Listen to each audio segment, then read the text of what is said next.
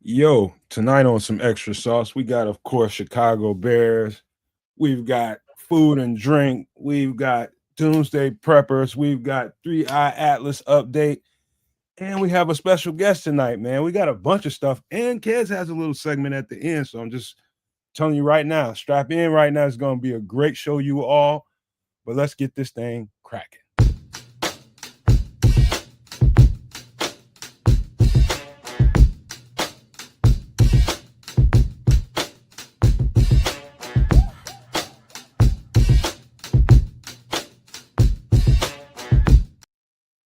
Yo, no maniacs. Welcome into another episode of some extra sauce, man. Well, I do my job and we do our jobs to give you guys extra sauce. And already, as soon as I walked in here, I see another new member. Bears Capo 23 became a new member. So shout out to Bears Capo and thank you so much, bro, for your support. We appreciate you, man. But there is a lot of content to get through. I think the Bears part of it, for once, it's kind of like the smallest part, but it's a lot to talk about there too. But there's a lot of content to get to.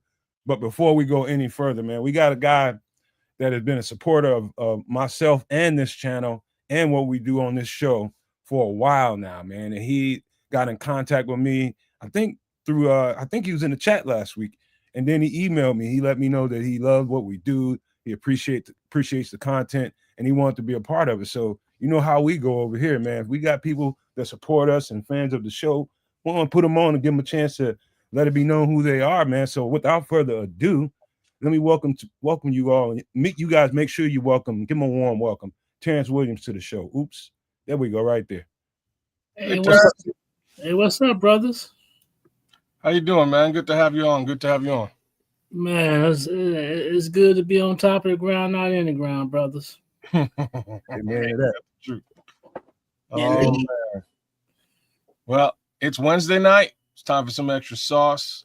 I'm sorry we were a couple minutes late, but trying to put some, couple extra herbs and spices in that extra sauce as per normal. That being said, big shout outs to those of you who are in the chat, ready to rock and roll. We got a couple things to discuss as far as the world goes and as far as football goes, very, very specific. So giving a little bit of love to those folks. We started out with Bears Capo 23, who is a brand new Super No Maniac. You should be as well. By all means, we'll get to how you can be down the road, as well as how you can figure out how to be a no maniac. Like, share, and subscribe. Give us a little bit of love in the comment section, and as always in the chat. Big ups to my guy Liberty's Outlook. Shout out to you, sir. He's also a Super No Maniac. Big ups to my guy, the good Mr. Mayhem, as well as Dobbsy34. The Lord Crimson has just jumped into the chat, and the chat will continue to get bumping and swell as we rock and roll tonight. As far as I'm concerned, things are good. The world is good. Bears won, so I think I think it's been an awesome week for everybody. But we'll find out how Triple R's week was. Trip, how things? Big up to everybody. Welcome one and all. And first of all, I got to give a shout out to Chef Trips. We were together earlier today to finally do some recording, but I want to show you why your boy might have the itis in a minute. Uh-oh. So we made this earlier. You see that right there? Holy shit. Ooh-wee. You're making me hungry. What's that? Pot pie? Yeah, see, I had my brother smoked the chicken, not the TV, but he smoked the chicken. And then I put that in the pot with some mushrooms, a can of corn, some mixed vegetables, diced up potato.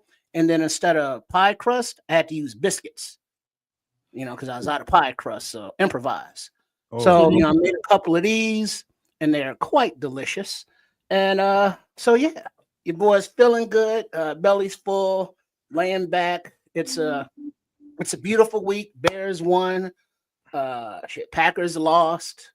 We got conspiracies, we got prepping, we got space stuff. So it's extra sauce, and I'm ready for it. But I'm just sitting back in the chair and chilling. But I'm with you. Hey, so how's Trip Kundo doing lately?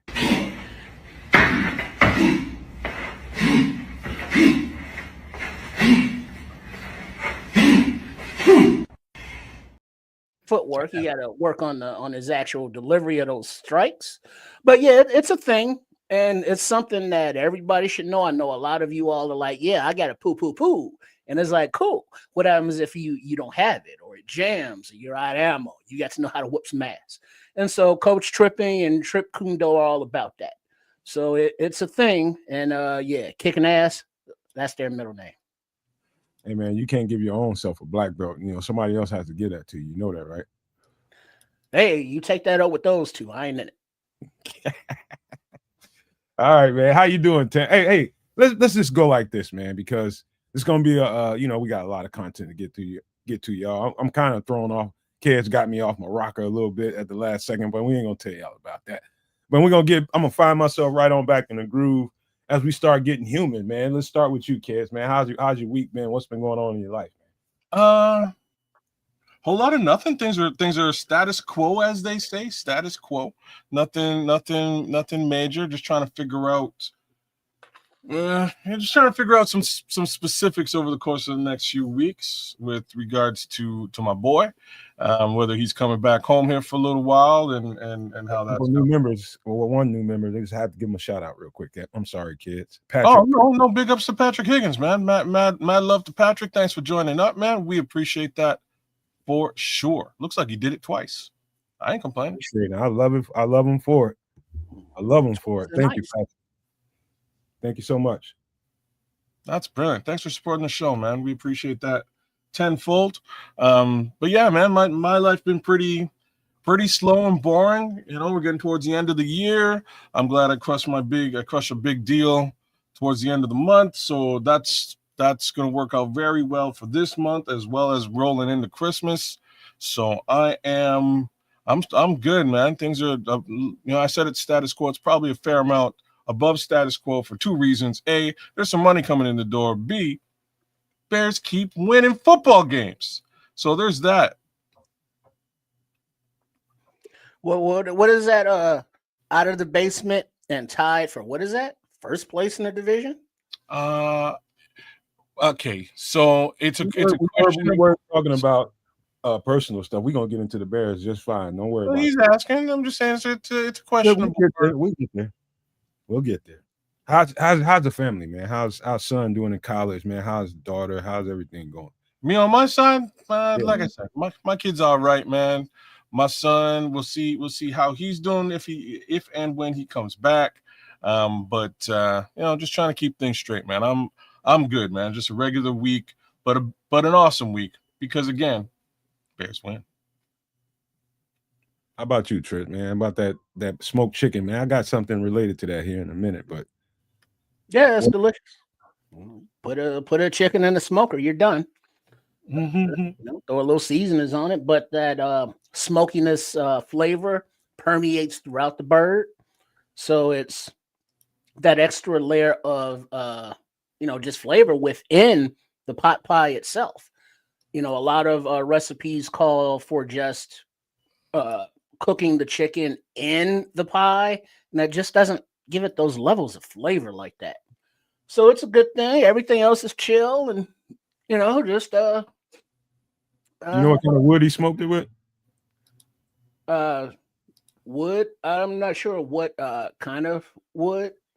Was it hickory? Was it oak? Was it mesquite?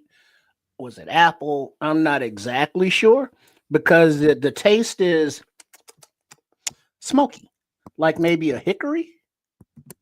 But there's all your veggies up in there, your potato, and then with it's just a little different on pot pies because normally you got your pie crust, but with biscuits, they have some recipes where you just flatten out a biscuit, put some pie filling within the biscuit size thing, then top it off so you have the handheld pot pies. Mm-hmm. But Chef Trips, he don't do small. Obviously, that's a big ass pie, man. I'm just saying. And that's the first one. There's another one in there untouched. Oh Lord, oh boy, you gonna be a mess, boy. I wouldn't want to be in your house. How about you, man? How's life been, Terrence? Man, tell me all about it. Tell us. Man, life is well, man. I'm just trying to take one day at a time, man. Call and check on family and see how everybody else doing. I learned that it ain't always about you. Just check out and see how everybody else doing. Don't always include yourself last. Always check on the family and stuff. Other than that, I'm doing just fine, man. Just love to be on top of the ground, not in the ground, man. That's good to hear and good to know, and it is right. It is better to be above the earth. And I'll tell you a quick little story I just had to do yesterday. It just jumped on my radar. Mom's called me, and I was in the middle of doing all this stuff, getting ready for the show, and she was just like, "Hey, somebody been over here dumping in my roll off." She's got a big roll off dumpster over at her house. Let me get Terrence off the screen for a minute. She's got a roll off dumpster at her house, because she's gutting the house and replacing everything in it. And, big roll offs out there. So she calls me talking about, "Hey, somebody been over here throwing stuff." She told me it was a couch in there. So it was like a love seat or something in there. And so I was just, all right, I'll come over there. She's, "I'm going to come over there with you and help you." I'm like, "Nah, Ma, you stay where you at, because bad hip, nah, you ain't, nah." So I'm trying to talk her out of it. She talks me into letting her come over there, but I still wouldn't let her. I get over there, and it's a whole living room set in there. I mean, like an old school China cabinet type of material stuff in the big, heavy, just heavy, dead weight. So I had to get all of that stuff out of there. I mean, all of it too. It was like 4 or 5 pieces, big, huge pieces. You know what those are like, man. Those big oak, heavy, old grandma, granddad in their house, kind of, China cabinets and shit like that, man. It was heavy, bro. I mean, extremely heavy. And I was over there like, oh my God, my mom done got me again. She told me it was just a couch. It was a couch and like 5 more big, huge ass heavy pieces that I had to do by myself. By myself, bro. Fun times for you, huh? Fun times. I bet you enjoyed yourself. Man, dude. You like work like that, though, man. You do. Not in the winter. Now you said it. All right. Fingers froze. I got you right there. Fingers froze, feet froze. It's slippery out there because it snowed. So I'm trying to keep her away from the situation, keeping her away from the action, and trying to take care of the business by myself. And I'm straining, bro. I'm straining. But I got to do it on my own, because it's like the people that are about to come pick up the roll off, they see all that stuff in there. They're gonna tax it. Those things cost you like $900, $1,000 just for a handful of like a week. And then if they will tax you. I don't know about in Canada, but around here, Trips will probably be able to attest to this. When somebody gets a dumpster, like a roll-off dumpster, everybody, once it hits nightfall, or early in the morning, once it hits nightfall, everybody in the neighborhood is going to try to see an opportunity to get rid of some shit in their house and come dropping shit off, dumping. You know what I mean? It is a big ass dumpster. It's a dumpster. It's out there. You might as well use it. Like, yeah, I'm with you. I don't. It's funny you say all that, because I don't see that. I just don't see. Nobody grabs a roll off for their own purposes. You know what I mean? Like, at least I don't see that out here very, very frequently. What they do is they have these things you can get from a storage company called pods or cubes, and they'll dump off like a very specific one, and it's there for a short amount of time. Then you fill it up, they come pick it up, and off it goes. If it's garbage, it's garbage. They'll take it to the dumpster. If it's good stuff, they will store it for it. And that's about the closest you see. But if you happen to have one of them dumpsters out back of your establishment, all bets are off. Back, in front, over to the side, it don't matter. You know what I'm saying? All bets are off. The only reason I'm saying out back is because like it's easier to sneak around back and do whatever you need to do. Get rid of whatever you need to get rid of without the general public eye seeing you. You wait till the sun go down 2 a.m. Just like, let me go ahead and take this garbage out. Why they got this big ass dumpster? Because I ain't paying nobody to take it away. I ain't hauling it away. But look at that big ass garbage can over there. They got plenty of room. Plenty of room. They've done that on her empty lots. Grandmother's empty lots. I've had to clear them out, man. That's an ongoing, like once a year, at least once or twice a year, somebody go drop a whole house full of shit in either a dumpster or one of those empty lots that we own. And so it's my wife's friend. She got an apartment, and ain't far. It's like 5 minutes from here, man. If somehow I miss garbage day, you know where I'm going. Rolling right up to the apartment, man. Just make a little pit stop, and off I go, man. Dump my stuff right over there. You're a shitty citizen, man. I'm just gonna tell you that. Hey, right? man, I am. I don't. That's fine. I am a shitty citizen. I'm gonna speak on behalf of all those Canadian citizens that is not the Canuck family. You should see some of the others. Like, you have no idea how shitty I am. This is low. this is low level shitty. I will let you know, man. You should, man. This just got me thinking about one of the funniest stories of all time. I think I'll layer this one on before we get to football. So, I'm at the grocery store. This is why I'm living on the Quebec side, and at this particular grocery chain, the store is huge, but so big that they actually have a gym on the top, and the gym is for the most part almost always a female gym, just dedicated to women, and women go and they do their thing, and you go grocery shop, and everybody gets their groceries, and that's just how it's set up. In any event, I'm doing my groceries, and at this time, my kids are, like, my son's in diapers, and my daughter's maybe 3 to 4 years old. So my daughter's with the wife. I'm rolling around with my son in the grocery store. We're grabbing all our stuff, and as I'm grabbing my stuff, I just catch a whiff. Whoo, boy! Damn, son. I mean, you dropped a deuce. I gotta go take care of this. Bring you back home, man, so we can change you up. So he's funking. He's in the cart. So I come outside with a full thing of groceries, and I put the cart behind my little hatchback at the time, and I'm loading groceries into the vehicle. And as I'm loading groceries into the vehicle, I'm backed into this parking spot. There's a parking spot on the other side of me, and here comes this lady. And as the lady's coming in, yes, sir.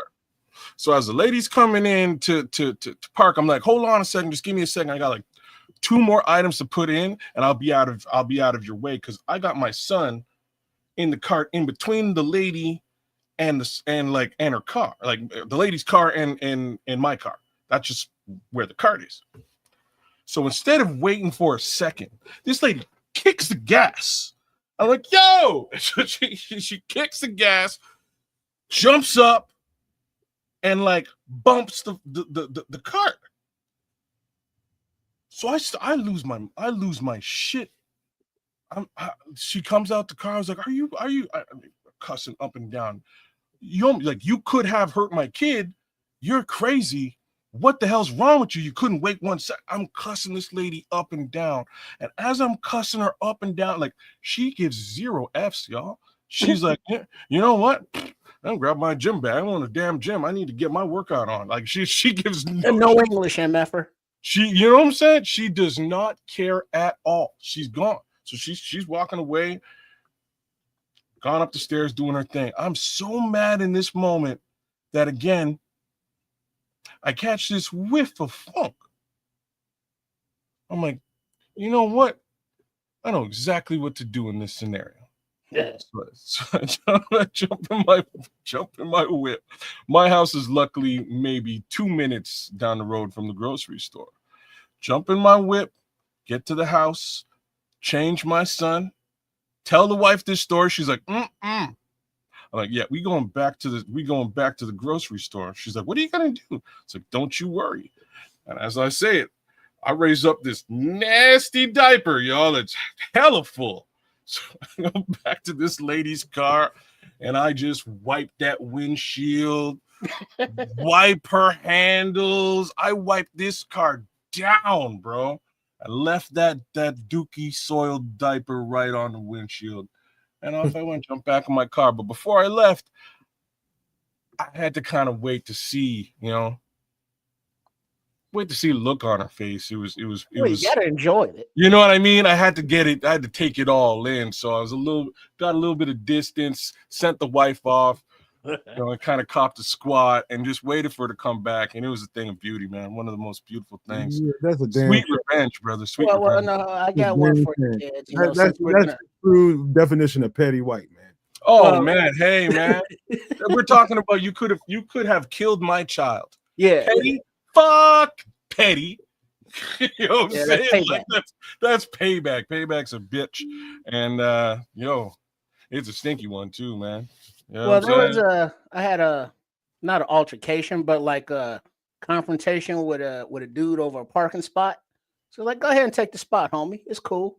So it was wintertime, but it was below freezing, but I took the opportunity to walk over to his car once he was in the store, and I peed on his door handle and his door lock. Oh Lord! So it froze up. Oh Lord! And then I just kept it moving. Triple R. That is terrible, man.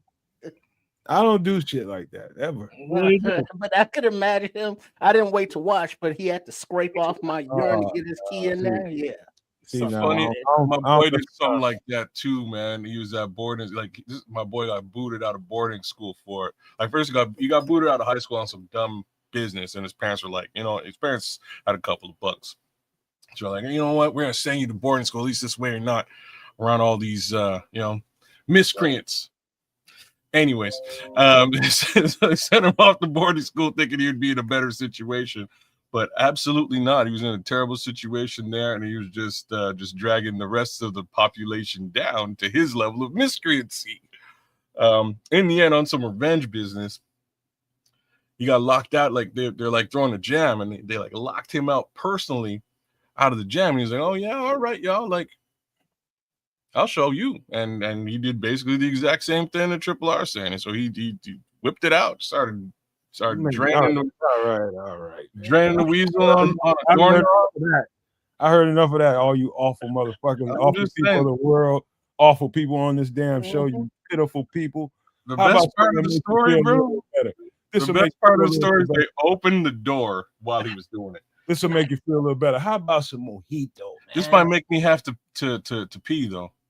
I'm just saying. Just considering the conversations we're having. I'm just teasing you, man. I'm just teasing. Ingredients: fresh mint, sugar, rum, lime, club soda. You can do without the sugar. Sugar's not that important. Yeah. I usually the ones that I have are usually sugar free. I'd rather give you my but yeah, they're usually sugar free, man. That'll get you drunk on it. Yes, sir. Yes, sir. That's all that matters. That's all that's important. Little fresh mint. Sugar's usually like a sprinkle on the top, but I don't business. It's a good drink. Knock you on your butt. It's you know what, man? I've never had a mojito. No, it's just fresh. I've been in places serving them like people just swearing by them. I just never had. I don't like mint too much unless it's actual mint. It's fresh. It's a fresh. It tastes fresh. You know very refreshing because of the mint. Yeah. It's like drinking a piece of mint gum spiked. Really? Yeah, that's a really good description. That's a hell of a way to describe it. Sneak on you, drink. It'll sneak up on you. It will sneak up on you. You think you're kind of just drinking this fresh, minty thing, and it doesn't have a lot of kick because, like, look at how tall that is. You probably got a shot of rum in there or a shot of vodka, depending on what you're doing or how the bartender's mixing it. I've had it with tequila as well, but usually like a little shot, tall glass, a lot of lime, a lot of mint, and it's just all right. This is refreshing. And next thing you know, you're feeling it. A couple of those, feeling good. Oh, Paul, because you could have two or three of these. Hold on, the guy just subscribed. A lot different than, let's say, you had 2 or 3 Long Islands. All right, y'all read the room, man. Somebody just subscribed, man. So thank you, Skull. We appreciate you a whole hell of a lot. Carry on, Trips. Skull State of Mind. We don't time out. You a Vikings fan? You subscribe? That's big things, dog. You a Vikings guy? Cool, man. Because if I watch some of their content, no matter who it is, I'll subscribe to their channel. I think that's just That's just I'm the not right thing saying to do. I'm not saying there's anything wrong with being a Vikings fan. I know plenty of Vikings fans. I'm just saying This is you would be support. the first Vikings fan that's subscribed, and that's dope. I wanted to call that out. That's awesome. It's about being respectful. People are trying to get their content out there. If I watch your content, I'm nice enough to wipe my feet at the door and hit the subscribe button. I'm gonna do that. I don't care who you are. If I'm gonna enjoy your content, I'm gonna hit the subscribe button. Love it. Appreciate you, Skull. I'll even give you a skull, man. Skull. There you go. You got a skull from me. But Mojito, man, I remember I've been with a few Latino women in my day, you know what I mean? And one of them in particular used to always make mojitos, and she used to get mad at me because I never drank them. And I'm just like, man, I'm gonna get me a damn beer, man. She's just like, why won't you try my stuff? You act like I was like, look, I don't like mint that much. She said the mint ain't like overwhelming. It's not. Yeah, it's not. You know, you could even use a little cream de-mint if you don't want to use the fresh stuff. Yeah, it's just fresh, like just fresh. Ain't no It's way, not- but they Glass though? Do Say what? we really need all that in the glass though? It's just for like it's a woman's, like, real talk. It's a woman's drink. Like it is. It's a woman's drink. I have to say it, but and that's why they pretty it up like that. But at the end of the day, if you pull all that stuff out, it's going to taste the same. So usually that's how it's served to me. It just doesn't have all that extra, all that extra green flowery. All that extra mint. Oh, it's You know what I'm absolutely beautiful looking. You're lucky Man. if you get one or two of those sprigs. Most of the time, that's about all you're getting is a sprig or two and a straw. Like you might get a lime slice on the corner. That's about all you're really getting, man. They did it up big for the purposes of selling the drink right here. But outside of that, that's just that's just how she goes, man. I think you would really like it. There's like when I saw it too, I sort of had the same reaction. I was like, nah, I don't want none of that. I'm not a big like mint guy. I was telling y'all the other day, like, stay away from me with that mint chocolate. Mint mixed with other things is just wrong. If you're gonna give me some mint, I'll take the mint. You know what I mean? Like, but this is just fresh. It is a fresh tasting drink, man. And my guy Paul hit it up, man, with my drink. Like, that's my drink right there, man. I'm gonna do that. Do it with orange? Do that soon, but I just want to say, man, I'm gonna try it, man, one of these days. But my Can you do it with orange? Is it good with an orange? Yeah. I wouldn't do it with an orange. I wouldn't do it. Orange would it would take away from just the freshness of the drink. Like it's not, just a little sour, like just a little bit sour from the lime or lemon, but it's just fresh. It just tastes. Hey kid, she used to go off on me, man. She's just like, you really ain't gonna try. I said, I want a goddamn Corona. Can I have a Corona? You see, Nomad will look at these and be like, hell no. Me too. Yeah, man. Like, man. Junior mints, they're so I ain't delicious. had that in a long time. What's up with junior mints? Yeah, they delicious. They're delicious, he says. That's the best quote. That's all right. Any last thought? This is a sexy looking drink. It's beautiful. I've seen people getting mojitos when I'm on islands and shit, and I'm just sometimes I look at these drinks like it's gonna take me too many of these to get where I want to go. Like, Minister Charles is killing it though, like, because he's saying it's not like drinking a peppermint patty, and he's right. It's not like that.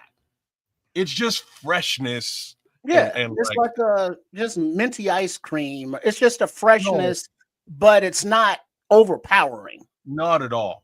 I'm saying, you would actually enjoy this drink. I'm sure you would.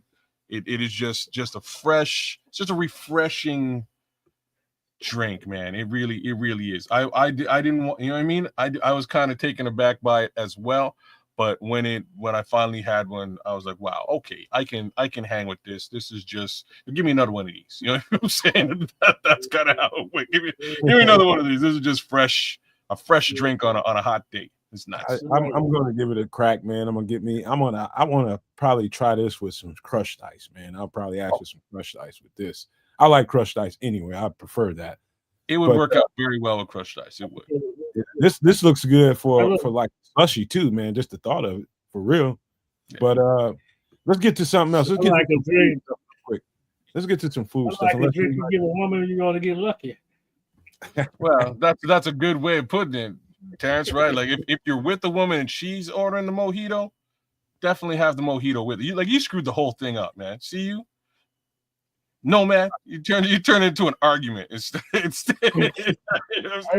man. I mean, it's just one of them things. You know, you got a thing for certain stuff that you don't like to really care for the taste of. Like I like a mint, but I don't like a mint in my drink. And so that's just a mind thing. It's just a mind thing, man. I'll try. I'm with you, man. I'll try. Like even mint tea and me is like, and that's okay. Like, no thanks. You know what I'm saying? Like, that's all right. But it kind of works, man. It's a really, it's a missed opportunity. Really fresh drink to drink. Hey, you shut your mouth, Minister Charles. I have drank snap. That's hilarious. That's true, though, man. At least you admitted to it at the end. I'm straight on drinking steamer. All right. Have you guys ever heard of this? I've heard of super chicken. Never heard of a drunk chicken? Yeah. Yeah, I heard of it. Talking about a beer can chicken is what they call it. Yeah, I don't cotton to. I understand that the heat is supposedly disinfecting the aluminum can and all that. But when you stick that can up that bird's ass, you're gonna have that aluminum residue. Come on, man. Well, that's where it is. Come on, man. Do you have to be so graphic? It's YouTube. That's where it is. Gee. So I mean, I just don't like when the paint on the can and the toxic stuff on there, and I just I want something more natural to stick up there and hold it. Listen, I'll just tell you from experience. I have done several of these for people. Last time I did it was a Super Bowl party when I was still in Atlanta. Did a whole bunch of these. Let me tell you something. This is one of the most underrated ways to smoke chicken. It's basically so my little trick to it is where I give it extra flavor. It's I will season up some beer and leave it cold, season it up, and inject the chicken. You take that, you probably have to pour off like about a quarter amount of that beer, and then you sit that chicken on it and you just let it cook. You put whatever rub, whatever season you like on it. There's no one way to do that. Mm-hmm. It's about the beer is going to be the beer. I don't give a shit what beer you get. You can get the cheapest beer in the grocery store, whatever. You can get the most expensive. It'll be falling off the bone on it. Man, yeah, as it heats up, the liquid, the beer keeps it moist. You know, so I get what it does, and it's not like if you have a drinking issue, you're not going to taste alcohol, or it's not going to, taint the chicken. What about the alcohol? Yeast? What about the yeast from the beer? Do you get that? It's just fumes. It's just fumes, man. Okay. Everything you like about having a beer or something and eating barbecue, you'll love about this. I mean, the flavor is outstanding.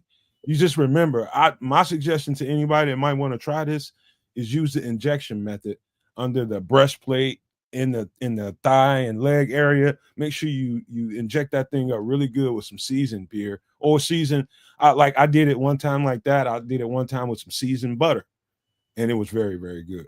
So it's just different ways you want to do this. But the key to it is it's something about that the whatever is that beer is made with definitely comes through in smoked chicken really good, man. So boiling kills the yeast. Okay, so Patrick, yeah, yeast, and like Crimson knows exactly what I'm talking about. I don't. So I'm Can sure you deep fry it? The chicken with the can. How? No, not with the can. And that's what I'm saying. What do you mean? So check it out. So if can you shoot the beer inside the inject it, and you mean straight and then deep fry it? You can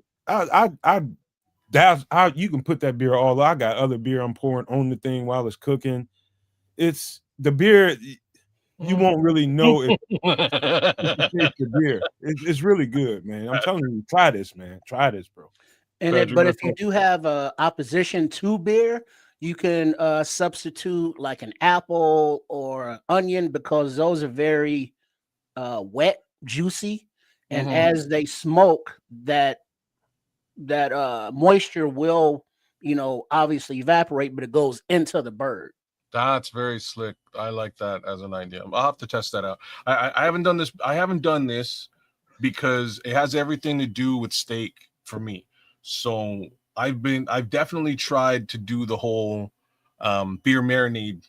Right. I've done it a few times. After a while, I was like, I hate this. This is not for me because of the flavor. The yeast flavor comes through, and I don't. It makes me mad. So what I've learned to do is I actually use spice rum. I use Appleton spice rum. Mhm. Spice up the rum itself as the marinade. Mm-hmm. Soak it, and then I go off and I do my steak, and it's got Actually, mad some flavor. Captain Morgan in that scenario you talking about might not be bad. Yeah, like you can use Captain Morgan spice rum, whatever spice rum you want. I suggest again a dark spiced rum. It carries a lot of flavor, so you could probably do the same thing here with drunken chicken and get real drunk off it with some rum. Shit, you could So, turn that drunk into some sweet and no, sour man. or So pineapple man, slice. how you I did pay that for with how you did that with hens? No, not a Cornish hen. No, One you could though, I think. No, or is it too small? Cornish hens are too small. You have to get it like a Small. mini beer or Well, a something. little can of beer. Like Yeah, the like mini, those little mini beers. Yeah, you can probably pull it off. Yeah. Okay. All right. Or it's like you get one of those little uh cans that are very skinny and very small, and then you drink the liquid out of there and then fill that with beer and then put it up there. Mm, What I'm about okay. a duck? This drunk chicken. To me, my best drunk chicken was the drunk chicken injected with butter, seasoned butter, and Mhm. with a jerk rub on it. mm. Mm. Sounds Now, good. Yeah, I've I mean, done now that if you really want to get jiggy with it, when you inject that butter, before you do that, you put you a couple heads of garlic in the oven for like 45 minutes to an hour, and then make it nice and soft. And then you squeeze it and mix it up in that butter, and then inject it into your bird. Okay. garlic, or you can get some garlic butter. Well, yeah, that is garlic butter. You're just making it. Mhm. So, most people don't want to take those extra steps. Trip. Y'all ready for Thanksgiving, ain't y'all? Every day. This is just something I wanted to throw at you guys. Something that I've done several times. My girlfriend likes I think she likes apple rub on this one, and more than the jerk. I like the jerk. She likes the apple rub. You spray that with some apple crown now. That might have been a good thought if I'd have thought about it, but I did not. Well, yeah, there's more time. Some apple crown, some apple peach crown. crown. As a matter of fact. I like And then that. you be drinking and spraying and drinking and spraying and drinking and drinking and drinking, and then maybe some spraying and then some more drinking. It'll be a beautiful experience. Also, too, one other little nugget to this recipe is, and there's no real recipe. You just put whatever rub. And my advice to you is get an injector and put whatever flavor you want inside that bird, and don't feel like you only have to do that once or twice. You can do that as the bird cooks. But something about the beer and the ingredients of the beer really does tenderize the dog crap out of that chicken. So, like kids, if it's just you and your lady, one or two of these birds will do for you and her for a couple of days. I crack one of them bad boys in half, and me and my girl just go to town on one of them. Mm. So that's drunk chicken, What's man. your side? What'd you say, Terrence? What's your sides? Really, whatever. I like green beans. I'm a keto diet person, Terrence. So I don't really do a lot of rice and potatoes and stuff like that, and just starches and stuff like that. I don't do a whole lot of that. Every now and again, depending on how well I worked out that week, I can get away with it on a cheat day. I'll just do a salad. Mac and cheese, baby. Patrick Higgins says, y'all got to try Fiesta chicken rub. It's the best chicken rub I found. I'm going to write that down right now because I believe in what you just said. I'm always trying new stuff, Patrick. So I love new ideas. Fiesta, what do you say? Fiesta chicken rub? That's what he said, sir. Oh, that's some good chicken rub. I'm gonna write that down. And the bishop is talking about spicy bourbon chicken is good too. I haven't. I had some good bourbon chicken. I could see it being good too. Like, I'm not a bourbon guy. I don't like it, but I could see how it would be good in a cooking application. It would probably be delicious. All right, I got Nomad. Yo, you said you wanted to make that Fiesta rub, right? Or you wanted to get some Fiesta rub? Get some, yeah. All you need is some sea salt, smoked paprika, chili powder, black pepper, cumin, Mexican oregano, I didn't know there was pepper, garlic powder, onion powder, cayenne pepper, red pepper flakes, and you got it. I got everything but the Mexican oregano. I'm just gonna say I didn't know that there was Mexican oregano as opposed to like Italian oregano. I'm only used to like oregano, which I would assume is like Italian. Hey, I'm just reading the recipe, but all of those rubs and those seasoning mixtures, you can just make yourself. Yeah, you can. He's right. I got some cool ass. Yeah, there's the Italian going Mexican oregano. Like there you go. He's scratching his head too. Hey, you learn something all the time, man. You learn something all the time. I don't know, Minister Charles. I don't know what's going on. We live on the show. I can't figure it out. Let me look and keep talking.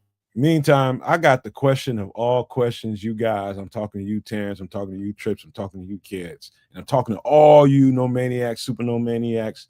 This is the question of all questions when it comes to barbecue. And it's this. What ribs do you like? Do you like them wet or do you like them dry? Let us know in the chat. W or D? Both. Oh well. What do you favor? I prefer. The girl on the bottom definitely favors them both. She don't care which one she eating. She gonna eat them. Well, both are good, but it's just something about a caramelized sauce and a glaze that make you go, yeah. And then it's like you got sauce over there. It's like I know, don't worry about it, And then I got some ribs in the freezer now. I'm gonna do something with them. You just trying to make me take that rib I got in the freezer out. Nah, this is something, man. You got to be on. You got to declare right here, man. I ain't having no goddamn. Nah, man. Y'all ain't finna be wishy-washy. I need some declaration right here, man. What are you, a wet guy or a dry guy when it comes to these ribs now? But it depends. But it depends. Look at that char on that glaze. Wet. I'm more of a wet guy. I'll be honest now. But if we're talking about beef ribs, I can do the dry thing. You know what I'm saying? If we're talking pork ribs, gotta be wet. Beef, I had some some amazing beef ribs that it was dry. But man, it depends who the cook is. You know what I'm saying? Like this chef chefed it up so that they were a nice, just medium rare. You know what I mean? They were like perfectly cooked beef ribs. It was like one of the finest steaks you could ever have. Closer to that than it was like traditional sticky ass barbecue. Like if you put barbecue sauce on those ribs, somebody like the chef should come out the restaurant and slap the shit out of you. Like straight up and down. I gotta put it that way. They were that bad. It was when I was out east. I bumped into a couple of New Yorkers at the trade conference I was at, and they're like, "Doc, I bet you get down with some ribs." And this is I should have done my New York accent for it, but like this New Yorker, he's from Jamaica, Queens. He was so about it. But we went down there and we killed off these ribs, man, these short ribs. Oh boy, so good, crazy. But yeah, that's my it depends. Well, it's good. I mean, good ribs, you don't need sauce, but like if I'm doing dry, I gotta have like a puddle of ketchup, a puddle of steak sauce, puddle of barbecue sauce, maybe a puddle of honey mustard, and then I'll eat some ribs and I'll dunk them in each one of those puddles. That's the real deal. And like I'll be completely honest here. If your ribs are so good that you don't need sauce, you know you're doing something right. That's Mhm. me. That's me. Right? The last right. Everybody likes barbecue sauce and all that, but if it's that good, and that's what these short ribs I have is like, oh hell no. I don't get the barbecue sauce off the table. I don't want none of that. The last set I did was actually, no, I take that back. The last one I did for a lot of people was for Mother's Day. My mother was at my sister's house while she was recovering from her hip. And I told her, I said, y'all don't go nowhere. I'm just gonna come over there and do a whole heap of shit. And I did the wet ones over there. And I'm just telling you guys right now, man, I can throw down on the grill, man. I made money doing it in Georgia, but I'm, Trips is the cooking person on here, so I don't really sit around and talk about that all the time. But I can get down on some barbecue, man. I can really, really, really get down. But to me, now I'm gonna tell you guys something. My girlfriend was watching me make this graphic, and I was just like, she didn't say shit. And I had to turn and ask her, I was like, which one do you prefer? And she was just like, oh, I like my peach rub. And she does like this peach rub smoking stuff that I do that once in a while. And it's Heath Riles. I don't know if you guys have ever heard of him, but Heath Riles has a great peach rub. I don't know if you guys have ever tried peach rub. You probably should. So I did this peach rub on some dry ribs, Heath Riles, on some pecan shells, some wood, and a few coals. Mixed them all up. Pecan shells, some wood, and some coals. And I'm telling you, it's one of the best dry rub barbecues I ever did for sure. I couldn't keep my girlfriend off of them, and she's real picky. So there's dry rub ingredients that. Now the thing about dry rub that kind of turns me off is because it takes so much seasoning, and some of that seasoning is a little harmful for you, man. So it's best not to just overdo it with the seasoning, man. So that's the only thing I don't like about dry rub, but I do love my wet ribs more. Just a little clarification. As you know, you come to the Nomad Network, you come to at Keds Canuck, you come to Sports Chicago style because we give you the information. Mexican oregano is more citrusy with notes of licorice and lime, while regular oregano is peppery and more pungent. Okay. Yeah, I never had that. They sell it all over. It's pretty common. It looks like $3, for a little package of it. But it's a different flavor profile. It is. Obviously that, if we've never had it, it's like, I wonder what that tastes like. Because we've never had it. Interesting. Yeah, I'll have to do that one of these days, man, because it's like, anyways. I don't know that many people that's tried peach rub, but that's the name of it. He's saying like cilantro? So no, man, how would you do your prime rib? I don't like making prime rib. What? I don't like making. You don't like cooking prime rib? Well, he likes eating it, but not making it. I didn't like the process. I don't like making brisket because I don't like the process. It's just too much. It's too labor intensive for me. I tried it once and I thought it was overrated. I didn't like it. There were so many different people that was eating it and so many different personalities that there's just like, oh man, you should have left it medium rare. You overcooked it or you didn't cook it enough. And I'm just like, man, shut the fuck up, man. It tastes good. You've heard of Lowry's seasoned salt? Yeah.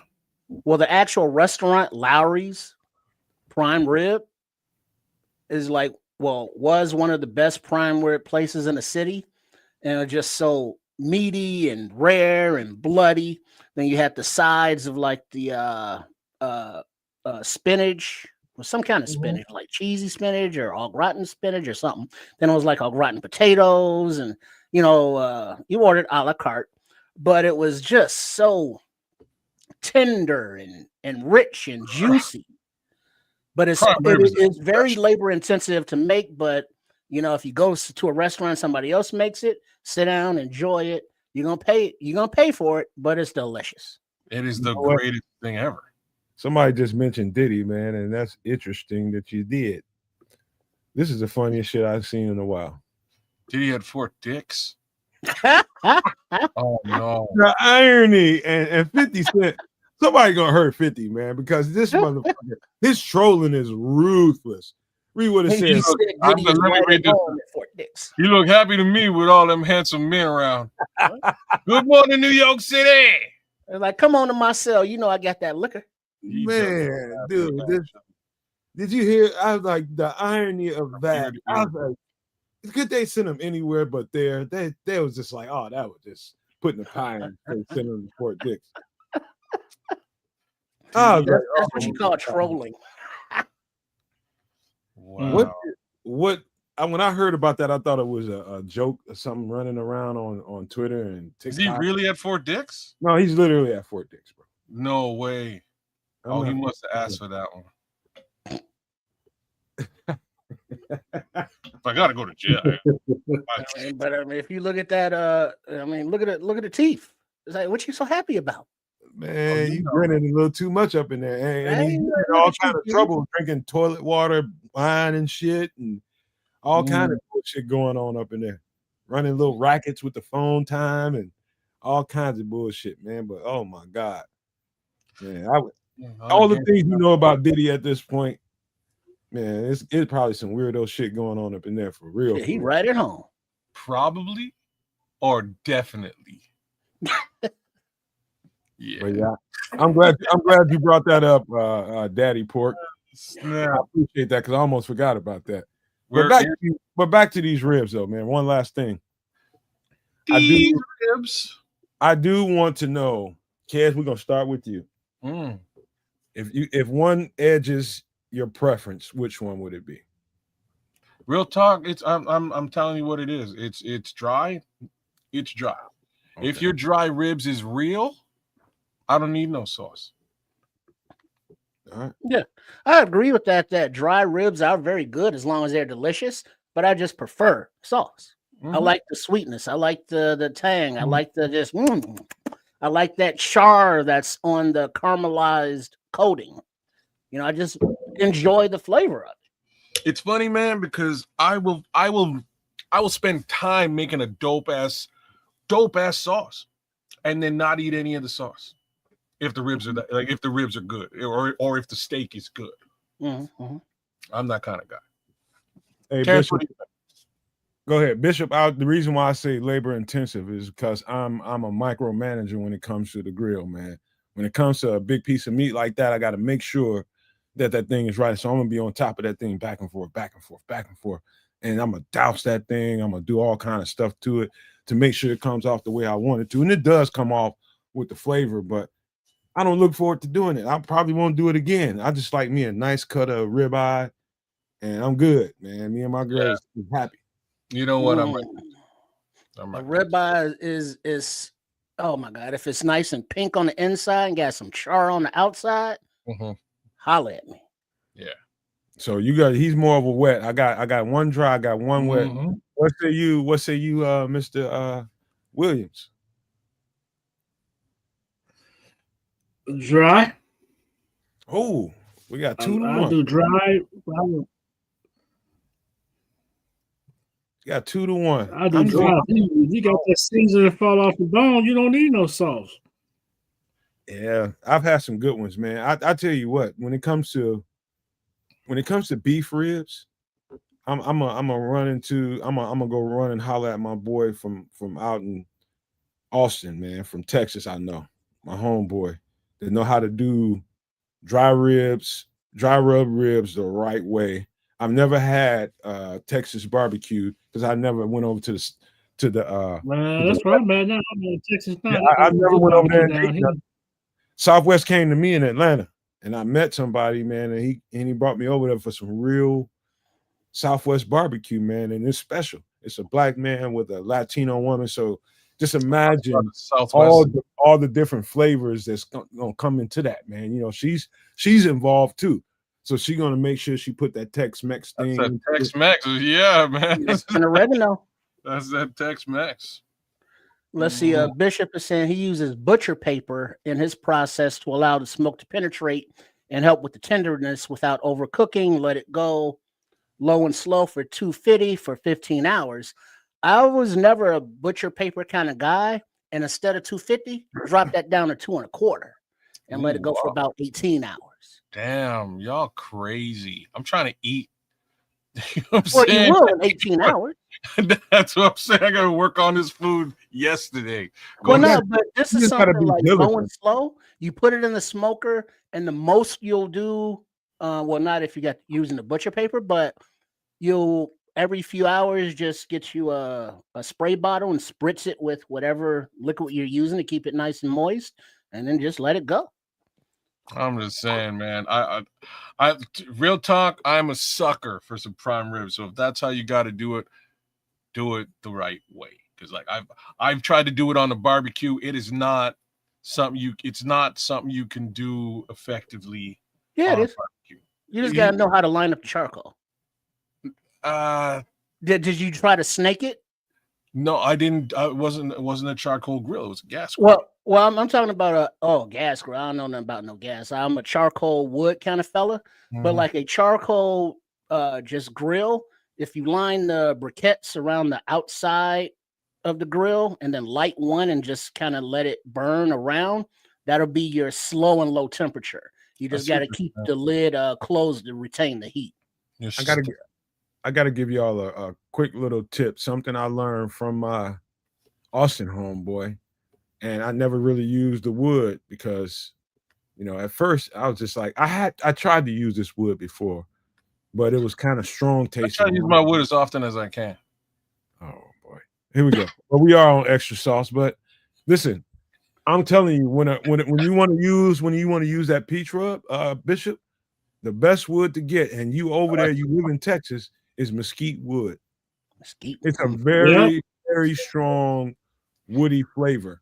Wood and peach rub is the best combination ever. I like to rub the peach too. Y'all just opening. You're just leaving these wide open for me. Like this is too easy. What are we doing here today?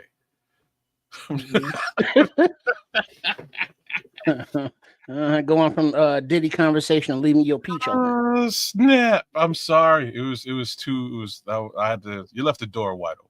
Well, you don't learn shit. Like Diddy's peach. You know you don't learn shit because you ain't gonna cook shit. You lazy motherfucker.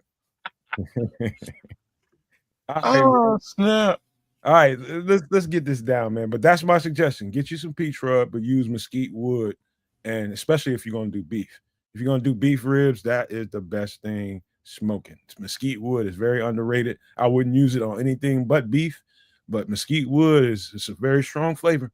Just telling you right now, but it goes well with the peach rub. And if you do use charcoal for your smoking, you still can put, wood. You want to dampen it up a little bit, moisten it so that it's wet, and then put that on the charcoal. And as it dries out, it'll smoke. The wood will until it, is dry, and then it'll burn. But you'll get that flavor in addition to the charcoal. Yeah, Keith, you got to use pimento, bro. You kind of. I've never seen pimento wood other than Jamaica. I've never seen it. Say what now? I've never seen pimento wood other than Jamaica. You can find it out there. It's out there. I'm sure it is. I just never seen it.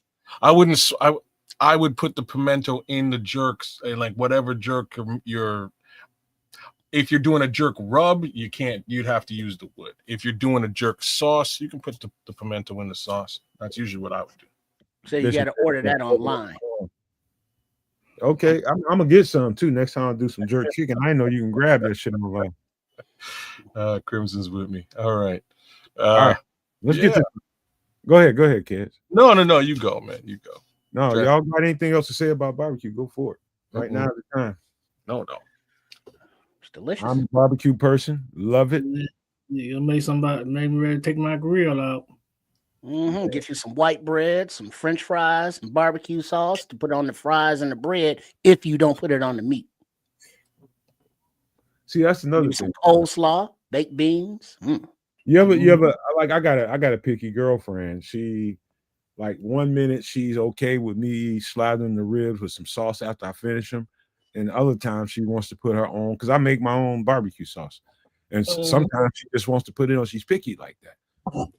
Yeah, you run into that woman that just like, okay, I don't want my ribs saucy. I want to put my own sauce on the ribs. You got people like that. So when you serve food like I had to sell food. You run into people like that every freaking time you sell. I don't want no sauce on mine. Okay, I want all the sauce on mine. Like, okay, just let me know.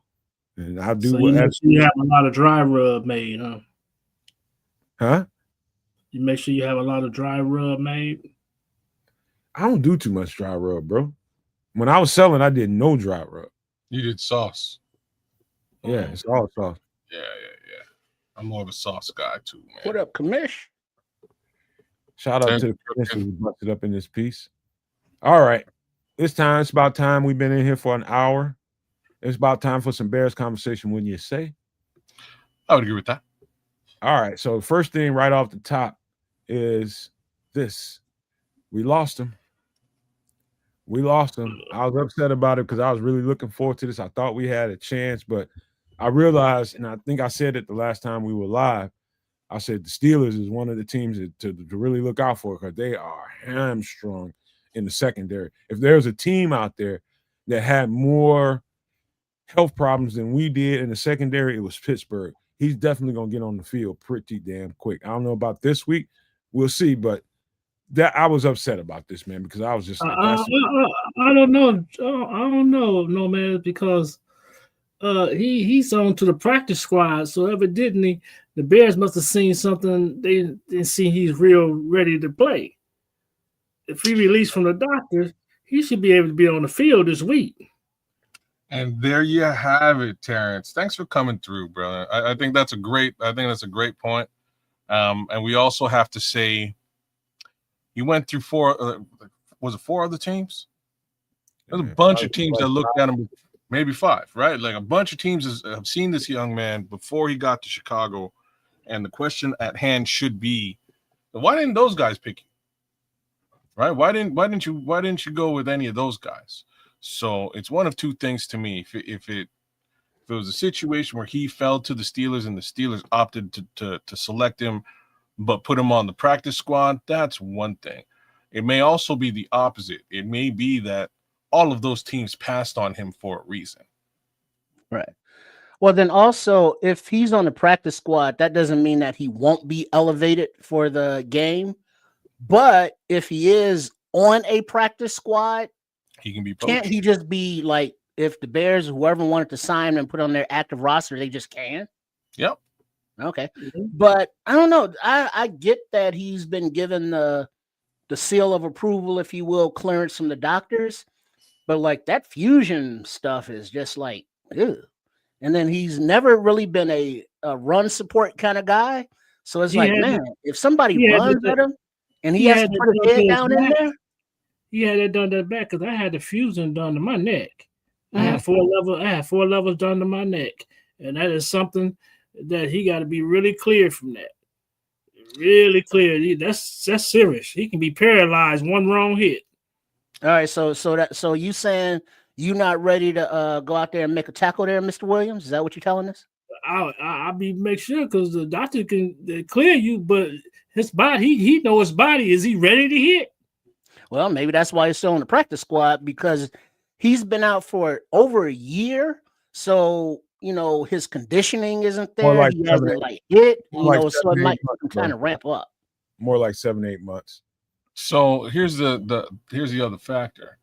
So the doctors might clear him, and allow him to go out there and try out. Doesn't mean he's in football shape though, and that's the other factor. I think that's mostly the reason why he's on the practice squad. That's what I think. Everybody passed on him. I don't think he's really I think he's medically clear, but I don't think he's ready to play football.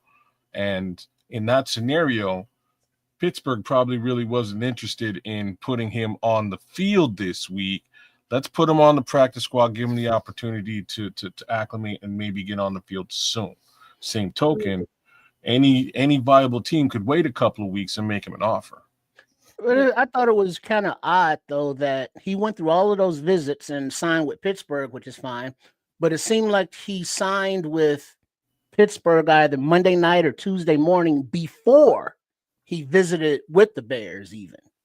So, it didn't seem like Ryan Poles got to make their pitch. Pittsburgh didn't let him out of the building, as the saying goes. But Pittsburgh didn't see him yet. Well, they saw him that Monday.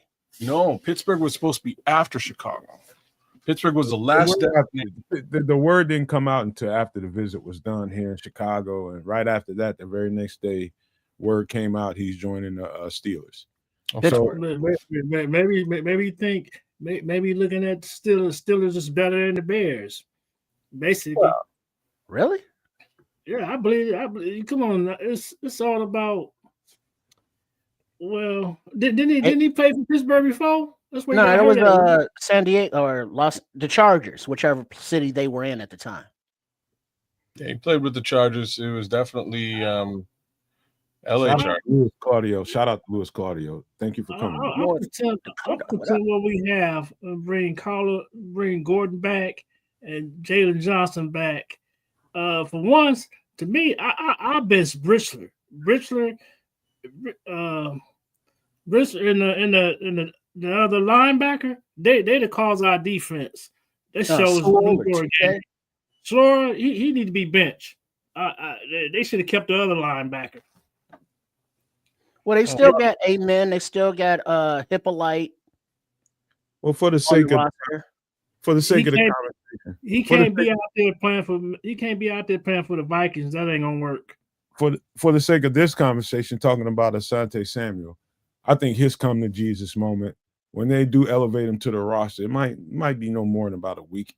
He'll be elevated to the roster because Steelers need him right now. I say right now, I mean like yesterday, they need him. When he gets up on that roster, and they're gonna do only so much in practice, even on the physical practice. They're gonna test him to see if his willingness is to, when you got a 220 something pound running back coming through a hole at your full speed, that should come to Jesus moment, man. At 100, he's only 5'10" and 180 pounds. That's your come to Jesus moment. Will you put your head in there, and will you go out there and say, you know what? I feel confident in my recovery. I feel confident in my therapy and everything that we did. Now can I play football again? And he's gonna find out real quick. I got confidence in him. If he's got confidence in him, I got confidence in him. I wish he was a Bear. And be honest with you, man, I wish it would have gone a different way because I really do think we need him. There's also news about Jalen Johnson is kind of trending right now because it's word he's kind of putting stuff out there like, hey, I could be coming back by sometime in the season. And word is somewhere in December, if we in the playoff hunt, he could be in there. We're gonna be in the playoff hunt. Pittsburgh ain't gonna even make the playoff. It's gonna come down. It's gonna come down to Cincinnati and Baltimore winning that bracket. Well, it ain't gonna be Cincinnati. No, I'm not. I can't argue. I can't agree with you now. It's gonna be Cincinnati because Joe comes back. Joe Wendell went over. I think Cincinnati's thrown in the towel. Cincinnati been getting beat up these last couple of weeks without Joe Burrow. I think Joe Flacco pulled out a game or maybe two, but they've been getting beat up. I don't think they're a playoff caliber team in that division outside of Baltimore.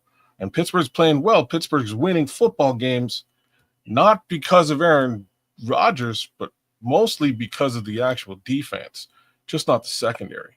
If they play a pass-heavy team, yeah, that's what I'm saying. If they play a pass-heavy team, they will get diced up.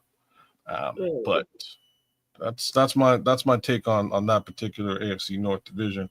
I just don't see it. I tell you what, Baltimore.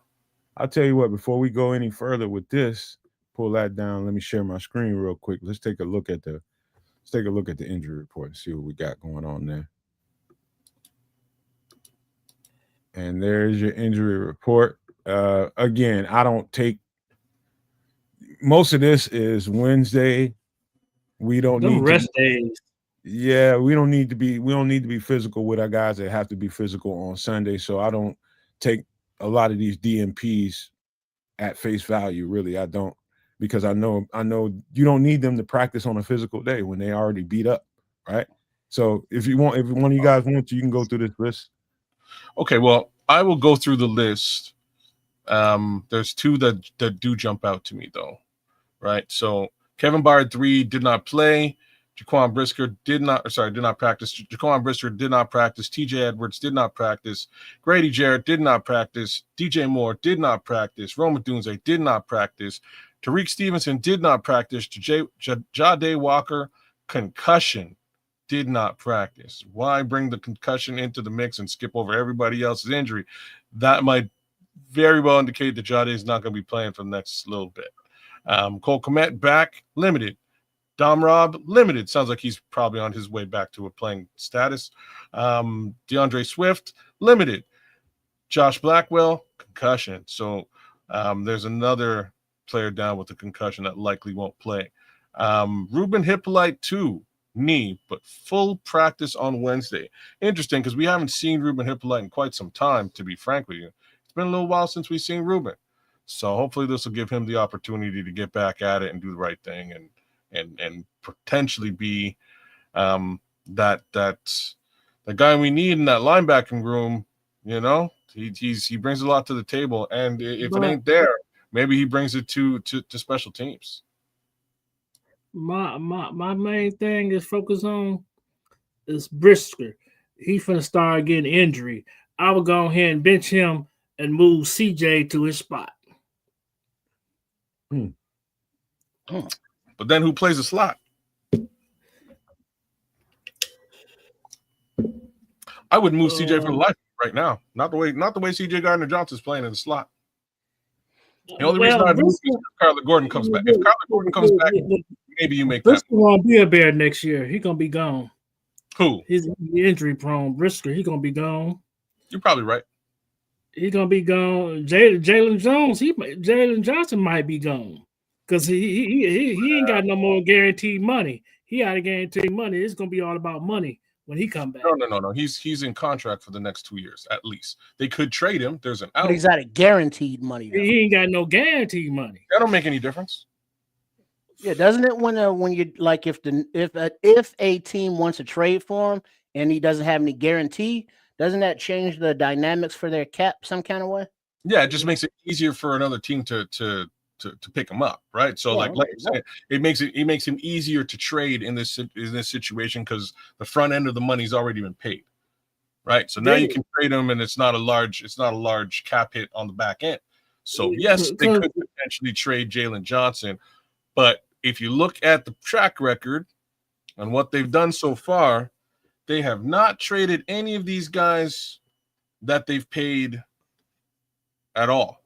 Like not Cole Kmet, not DJ Moore, not Tremaine Edmonds, Montez Sweat. Not Montez Sweat, although Montez Sweat is in the same boat. Now, I'll be honest here. Montez Sweat contractually is in the same boat as Jalen Johnson this coming season. You could trade him and get out. You could also do that with Tremaine. Yeah, you got to think about it. These not Ben Johnson's guys. He didn't draft these guys. They was already here. Yeah, so but he doesn't want a lot of want Sweat. He gonna be gone. I would trade Sweat. All that money he getting, he's not producing. Sorry, you got to build from the draft. You got to build inside out. I'm building my defense from the draft. I'm getting rid of all these old guys that's getting older, making all this money, ain't producing. Sweat would be gone. He made 102 sacks, 1 sack, and you getting 100 million. Man, you're supposed to get 10 sacks a game. He should be. He can't beat double teams. He ain't the guy. He's wasting money. He's not like, Terrence, I can't. He's going to be here next year. To tell you the truth, he's going to be here next year. I can't argue with what you're saying, though. Like when you go out on a limb and you're like, yeah, I'm going to pay you $100 million to play this position. You would think now, yeah, your average a little bit crazy. You know what I mean? 10 sacks a game is crazy, but if you know what I mean, like I wouldn't be mad at you if you actually did that for $10 million. Like now you're getting your money's worth for sure. But I don't think we've got our money's worth from him.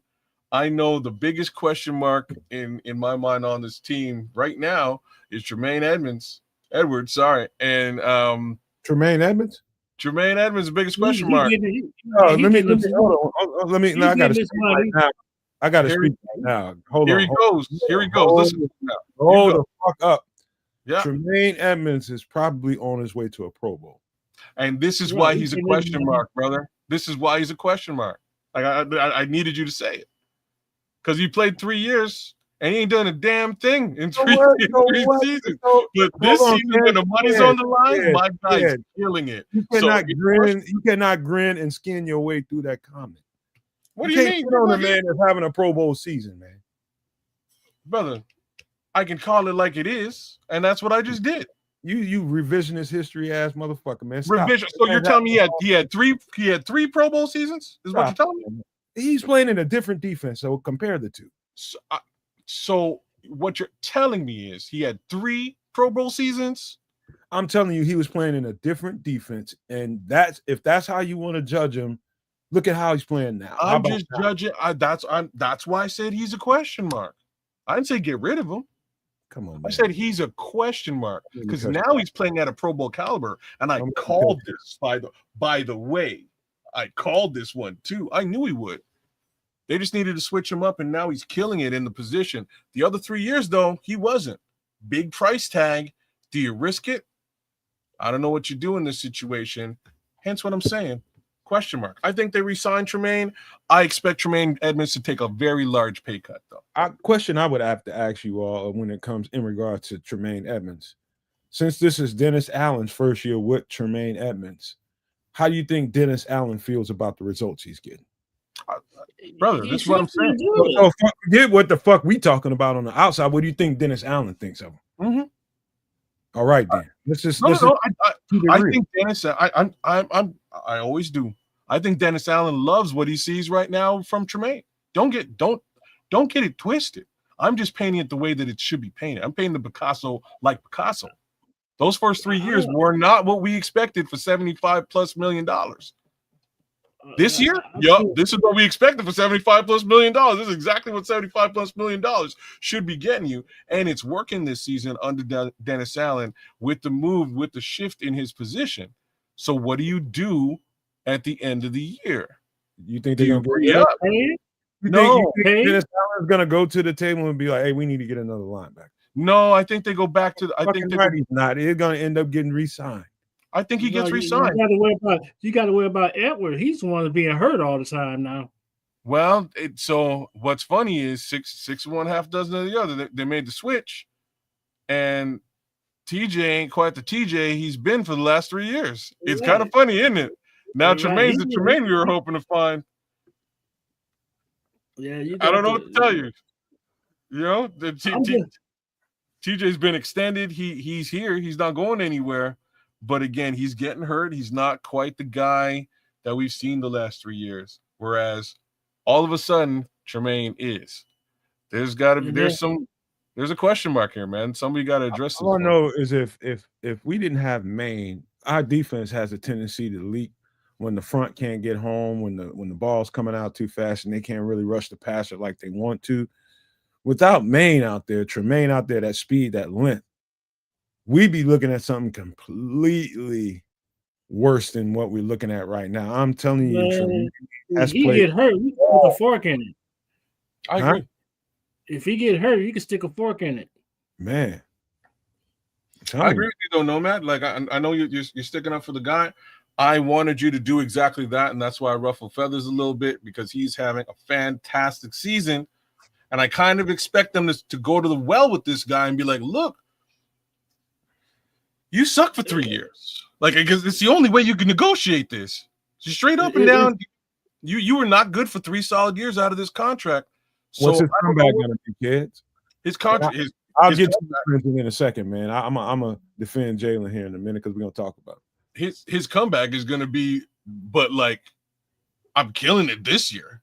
I am, and I expect to make good money. So you just both sides are gonna negotiate from a position of power. At the end of the day, I do expect Tremaine Edmonds to take some sort of high-end linebacker deal, but nothing like the deal he's received.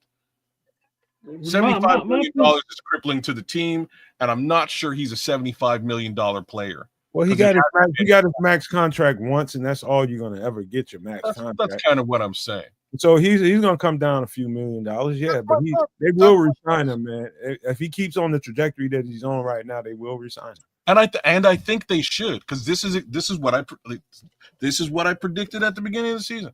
What I predicted, I was like, Tremaine Edmonds in Dennis Allen's scheme is going to be an attacking Tremaine Edmonds, which is much different than Tremaine Edmonds sitting in space, right? Just a completely different thing, and that's what we're seeing, and it's working.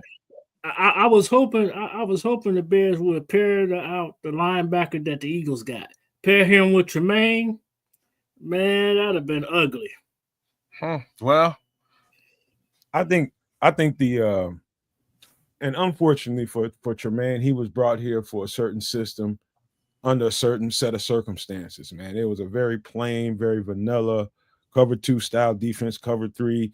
Basically, what I told you guys at the beginning of the season, once we got the offseason, once we got Dennis Allen, I told you guys right away, kids, you and Trish remember, I said Tremaine's going to be completely different. Why? It's because he's going to be playing way more downhill and attacking style, using that speed and that length, more than back there in coverage and chasing everything in the middle of the field. That's just the style of defense that Flus called, and that's disadvantageous to his character traits. I mean, his physical traits. That's just Buffalo not getting out the door. Man, dude, it's one of those things where you're not gonna look like the best side of you if you're in a certain kind of style of defense. In this style of defense, you definitely see the best of Tremaine Edmonds, just like I told you guys it would. I told y'all. I was like, in this defense, you're gonna see a different level from him. And I knew it. Well, I was saying the same thing. And go ahead, Chuck. So then I got a question for you. Mm-hmm. Okay, on this defense, who you think stays and goes at the end of the year? It's a lot of names to talk about. You asking me? Yeah. You go.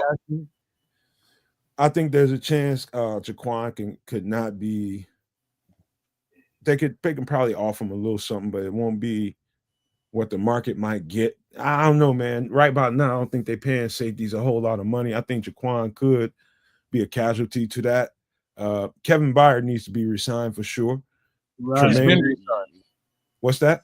He's been resigned. He already got extended. No. I hadn't seen no fucking. He got 1 year. Just his year. He got 2 years. He got 2 years. I remember us doing that live on the show. I went to go look for that. I couldn't find any kind of. Yeah, he got 2-year extension, $15 million. Basically, he was making the exact same money when he came here. He just got extended for two more years, same money. He's fine. I'll take your word for it. I think at this point, what's interesting is they probably, and we're going to go to the next person in just a second, but let's start here. I think some backup, I think some reassurance. I think we got some with CD, with Kyler, man. Kyler is very, very, I don't know what the hell's going on with him. We got to make sure we got that secured. Maybe we need to draft that position, get somebody behind CD and Kyler. I don't know what the hell that's all about, but something ain't right there. But I also, to Crimson's point about defending Jalen, let's see what happens, man. I think we already got him on the contract. He's good for the next couple of years at least. But in a trade scenario, I wouldn't be surprised. I ain't gonna lie to you, Crimson, if they entertained a trade or two for Jalen Johnson and just went into the draft and got some guys, maybe go out in the free agent market and get another guy. But it wouldn't surprise me if they dangle him out there for a trade. But it's a lot of names to talk about, man. I can't get into all of them right now, but that's just a few that's on the top of my head. I knew you'd go to Jalen. I don't expect them to let go of much of anybody. The guys that I would suspect that are question marks are Montez Sweat, TJ Edwards, Tremaine, Jaquan Brisker. Jaquan Brisker is major because he hasn't been offered a contract extension yet. We're getting late into the season, So they will probably negotiate something relatively low wallet share, and I think he'll take it as opposed to some of the other guys. And I think it's sort of important to look at some of the other guys like wow, I can't remember the homie's name. Offensive lineman, offensive tackle turned guard, Tevin Jenkins. So Tevin Jenkins basically bet on himself, and it was a bad bet, y'all. Like he took close to league minimum. I don't think he's playing at all. Just saying. So in that situation, yes, Jaquan Brisker I think is more talented at the position he plays than Tevin Jenkins was at the position he plays. The problem is he could not play ever again like that. Such a risky upside for Jaquan. So I think he'll simply just take a deal and stay in Chicago. I think the rest of those guys will take pay cuts. I think they'll all renegotiate. I don't see Montez Sweat going anywhere else. Same token, I don't think he'll ever get the type of money he got here anywhere else. I don't think he will. Well, no, it's the same with Tremaine. They get got that big payday, and then like their next contract ain't gonna be as big. Whatever that is, I'm sure, because looking at how Montez Sweat isn't, let's say, a 10 sack guy, but for the last couple weeks he is getting better. He has looked better with Booker on the other side of him. And his what is it, 25 mil a year or something? Now that is still a lot of money, but for defensive ends nowadays, that's kind of like table not stake. Even top 10, is it? Well, you like, and that's why I it's like for that reason alone, I complain a little bit about the flush everybody out and get rid of Khalil Mack, because over time when you look at it, it's 6 of one, half dozen of the other. Khalil Mack would still be here. It's like it would be like a deal. You know what I'm saying? Like in the year 2025, it's basically the same thing you would be paying any number of edge rushers out there. Right. And that's kind of where, you know what I'm saying? That's where we are with Montez Sweat. So I think he stays. I think he winds up taking some money up front, getting a bonus as opposed just restructure, and he'll stick around. I don't know, the guys that I think might be in more jeopardy. I think Grady Jarrett might be in some level of jeopardy, and I think Dio Odangbo might be in some level of jeopardy. I think they got too much money for the output that they're able to provide on the football team, and I think they may want to fix that. Let me speak to this real quick. There's a couple things going on here. Number one, I'm glad you just brought that up, Kez, about the Dio injury. That's very important. Yeah. So even if you're Dennis Allen and Poles and Ben Johnson, and you're like, hey, you know what? Even if I'm just going to tell you this, man. I'm going to probably break some hearts when I say this, but I'm going to tell you the truth. Just listen to Dennis Allen when he talks, and you'll get an idea of what he prefers. All you have to do is watch tape, and all these names of different players, these fast linebackers, these fast edge rushers that everybody wants, that gets a whole bunch of sacks, that makes people all happy and giddy. Let me explain something to you.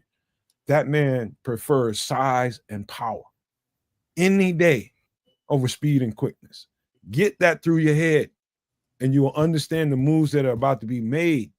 So I think under the circumstances, because of the injury to Dio, I don't think you're in a position to really, the way this team is trending, I don't think you're in a position to be really contemplating anything on Montez Sweat or other than giving him another contract. That's what I'm saying.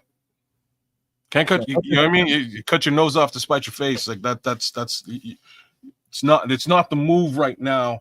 Is he Khalil Mack? Let's just make the ridiculous comparison. Answer is no, he's not. But all illustrations I'm drafting from doing from the draft. But that's what you got to do, right? You got to go in the draft. I'm not dealing with no more free agency. I'm building from the draft. I'm getting younger. That's what you do, guys. You build inside out. Go through the draft. Don't get no more free agency. These guys is getting older too. Well, you don't get 1 or 2 years out of them. They ain't gonna perform, and then you back in square one. Build from the draft. Why you think Houston's so good? They didn't build their whole defense from the draft. Well, they ranked number 1. Houston did something super smart. They doubled down. They doubled down into the first round and got 2 stellar players, right? Hey, what do you do about that? At this point, don't make no difference. We just need to hit those 3 damn positions we need. 3 positions, just hit them, and everybody else is all right. I mean, there's a couple more spots we need to look at. We definitely need to look at cornerback now, much more so than we had ever thought we would have to look at it. But cornerback has to be added into the mix because, good Lord, bodies are dropping. That's that. Built through the draft, but as far as who may leave and who may stay, I think most of these guys stay. They restructured DJ. He ain't going anywhere. Cole Kmet, everybody's been talking about a potential. Out the door. No, he stays. Like, why he stays at this point in his contract? It's it's the same thing I was just saying about same thing I was just saying about Montez Sweat. It's table stakes. Cole Kmet's contract is $5 million next year. That's peanuts for a tight end. Yeah, especially you're not going to get you know what I'm saying? You're not going to get a high end, high caliber tight end for anything less than $5 million anywhere. So you're fine. You just keep him. Heck, I would extend him. I'd extend him 2 more years at $5 million. You remember when Ben Johnson was over in Detroit and they traded Hopkins over to Minnesota? Pay attention to the signs of pay attention to the signs of going. But I did. Cole Kmet gonna be gone. He's gonna be gone. He's out of here. I thought exactly the same way as you, Terrence. But that move would have happened already. So if we compare it apples to apples, they went and they got themselves what's his name? They got their tight end, the young tight end. Loveland? And they got Detroit. Detroit got their young tight end. Yeah, Laporta. Thank you. So they went and they got Laporta and moved off. They moved Hawkinson off. That was their move. We went and we got Colston Loveland and we retained Cole Kmet. I think it's a different flex because the money that we're paying ain't big money. They wait for him to come along. Remember he had the concussion. He had a little minor procedure. That's why he wasn't playing. Now he's coming back. Cole Kmet gone. Okay. My wide receivers, for one, the one who keep dropping the ball, he's gonna be gone. I'm moving. I think we can all. I think we can all agree on that one. Full. I think we got. I don't know how we got into postseason talk, but let me reel this thing back in, man, because there's some things on this injury report that need to be spoken to. Number one, I'm glad to see Dominique Robinson coming back. He's got a limited practice. Let's see if that amps up to a full practice in the next day or so. Looking forward to that. Tyreek Stevenson, man, he's playing out there. He's playing injured. And I know he's going to rebound for the last couple of games. He's just been leaking a little bit. I watched that on the tape. He is definitely ball watching, and that's costing him a little bit. Just watching the quarterback a little too much and getting out of alignment. And for a DB thing, that's like the worst thing you can do is get yourself out of step and out of alignment because you're watching the ball. And that's the kind of thing that makes a coach not want to call zone defenses as much when you got a good, talented player like that. And on tape, you keep seeing this guy looking so many times and letting guys beat him on leverage, man, and guys are getting behind him. And that's his problem right now. It's very, very easily fixed. And I know he will. I guarantee Tyreek Stevenson will have a much better game in the next couple of games. He's just got to be consistent about it and stop. He wants to make plays. And so that's the problem I see with him right now, is just him and in that contract year wanting to make plays. He's probably doing a little too much. So I just want to say that about him. DeAndre Swift, hopefully he'll be able to play again. Hippolyte, I'm glad to know that he is going to be able to go again this week because I thought he might have been injured for real. So it's good to know about that. Would love to see Josh Blackwell get out here and get some run out there, but I don't know where he is with this team. But obviously he's not even cracking rotation as far as the slot corners go. He's the very last on the depth chart as far as the corners go, and that's surprising to me. Josh Blackwell? Yeah. Well, first off, he's got a concussion. Well, even before that, when Kyler Gordon went down, we was like, oh, that means Josh Blackwell is coming up. Nope. Nick McLeod, his busted ass. And while He Blackwell is should be just starting over right, relegated to shouldn't he? special teams. Blackwell should be starting over right, shouldn't he? I think most he's of us more slot corner than he is boundary corner. It's that one's a hard question to answer, because I'm gonna say this out loud and you guys can hate me for it later. I know Nomad will love that I said it. He played really well in the slot. He did, except against Amon-Ra St. Brown. That first game against Amon-Ra St. Brown, he looked like he was lost in the desert. He didn't know what he was doing. But outside of that game, he played really well in the slot. Once they moved him out to the actual corner position, oh God, no, get him off the field. He's not a good corner. He's not. That's my take on the right situation there. I think now that CJ's here, to make matters worse, he's definitely in front of Blackwell in that spot. And I think he plays that spot. He plays it different than Kyler Gordon, but he plays it very well, right? He does. So you want to keep CD there. And if that's the case, what do you do with Blackwell? I don't see Blackwell really getting on the field on the corners. They don't. So who the good run stoppers? So we got to stop the run this week. If we don't stop the run, because that quarterback was tearing us up, the Giants. He wouldn't have got hurt. We probably would have lost that game. I would speak to a little bit of this cornerback stuff. The funny thing about us wondering about why Josh Blackwell hasn't got no run, and in the situation that we're in, you expected to see him out there. Just like Tripp said, you thought he was going to be the first one up when it came to replacing Kyler Gordon. But all through camp, all you kept seeing was Nick McLeod in those situations when Kyler couldn't go. You kept seeing him, and you have to believe what you see if they're confident in Nick McLeod and putting him in there in those situations. Here's what some of the stuff that happens with a cornerback, especially playing slot. Like if you're one of those guys that is really, really good and sticky in coverage, that's one thing. And he is really, really good and sticky in coverage. Josh Blackwell is.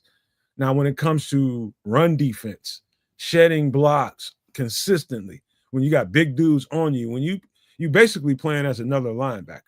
And so when you got big dudes on you and you can't get off those blocks, coach is going to see that as like, oh, no, he's going to make our run game leak. We got to look at other options. And so when you start talking about Blackwell and why he hasn't been on the field, you got to consider that part too. I know he's sticky as shit in coverage. It's just the way he is. I've seen enough of his tape to know that. But in the run game, can you get off those blocks and make the tackle in the hole like you need to? That's something they probably seen in practice that's inconsistent. And so that's probably making him kind of descend on the depth chart. And he's definitely less of a boundary corner than Nick McLeod is. Nick McLeod can probably play that boundary corner better than Josh Blackwell can. And so you got that kind of dynamic going on, man. It's a hard job playing slot corner, especially the physical part of it. You got to be fucking relentless about keeping people off your body. Because once a lineman or a running back or a tight end locks onto you in that slot, they're gonna ride you all the way out to play.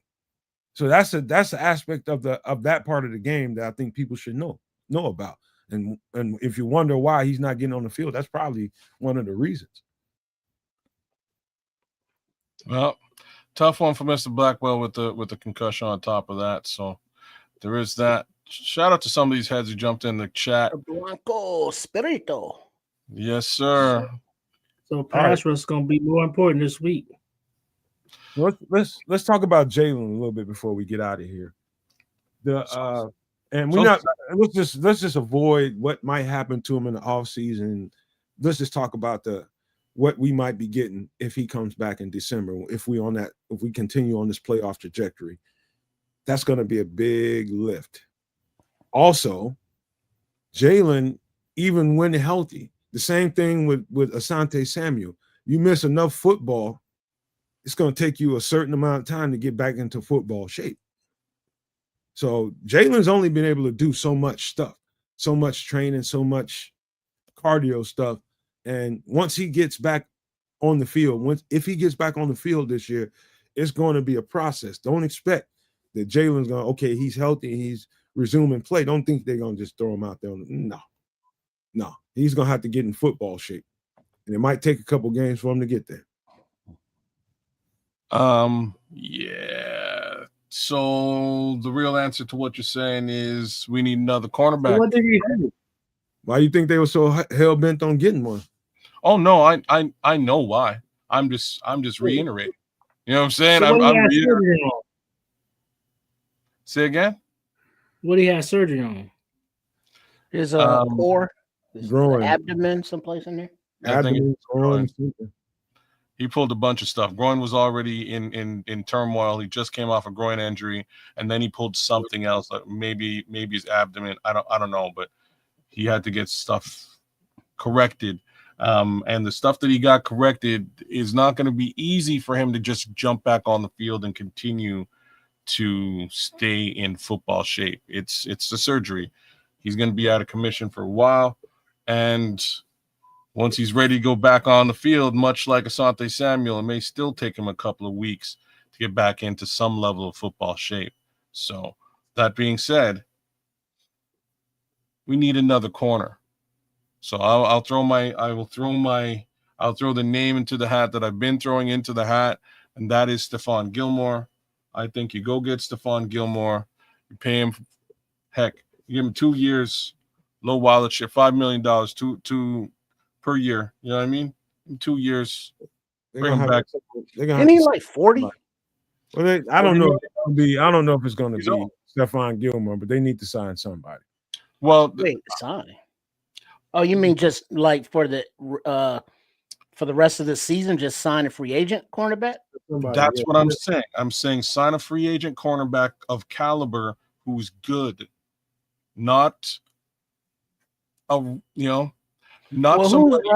free agent caliber cornerback who's good, and you mentioned a 40-year-old. There's some guys out there.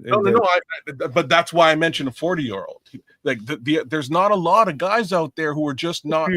It's a few. Well, what about Carl Fuller's brother? Talking about his first name starts with a K. I know you're talking about. There's a few guys. Kendall Fuller. There's a few guys out there. You'd be surprised the names you see out there, but there's some guys out there. There's really not that many. But I think Sunday's game will be a pretty good stress test for the Bears defense. If we run into issues, how do we feel about this group? If we have to replace somebody, if somebody has to come in for an extended amount of time, how do we feel? But I think they were right to go after Asante Samuel, and I don't think that. Don't be surprised if you hear about some workouts early in the week, and they'll bring in somebody, man. I think you definitely need a body.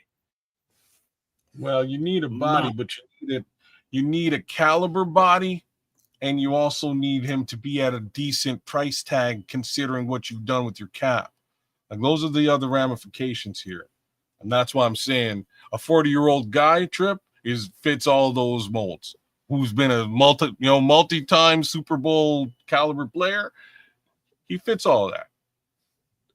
All right. He's going to come in. He knows how to play the sport. He's a veteran. He knows what's going to be needed in these defenses, and it ain't going to cost you an extended amount of money or for an extended amount of time. Hey kids, remember last week when I was telling you guys at certain points in the season, especially certain points in the season, there are guys in contracts with teams that the shit ain't working out very, very well. And sometime after the trade deadline, some of these guys will ask to be released. And you know what I mean? And whatever they have to do contractually, they'll do behind the scenes, and they'll become free agents, and teams will release them. It just didn't work out with that system. That just happened to Juan Thornhill in Pittsburgh, a safety. One of the better safeties to me in the league. He just didn't work out with Pittsburgh, but I think he's got connections with Poles. And I know he's a safety, and I know that's outside of the conversation that we're having right now. But that goes to the point I was making with you guys that sometimes that happens. You'll give a team a run, a team will give you a run, and if it's not working out, you will mutually agree to part ways. And that just happened to Juan Thornhill, to me, one of the best safeties in the league. Yeah, I was surprised when I seen that myself. I'm just saying that's a bit of a pipe dream though. You know what I mean? You can't really bet a potential playoff berth on. There'll be more of those happening. Oh, you know what I mean? Okay. Right, like you know what I'm saying? Like this is I'm sure there will be more, but will it be at the position of need? You got Miami, you got Las Vegas, you got teams that have players that be like, hey, you know what, can you just release me? You know, I thought I was coming in here, this shit was gonna go somewhere, but it didn't work out. Can we just mutually do the best thing and for us together? You know I'm trying to do the best thing for you all, but can you do me a favor and let me out of this contract so I can go play for somebody else? That's gonna happen. I told you it would. Yeah. We'll have to wait and You see. want to play for somebody that's playing for something. Mm-hmm.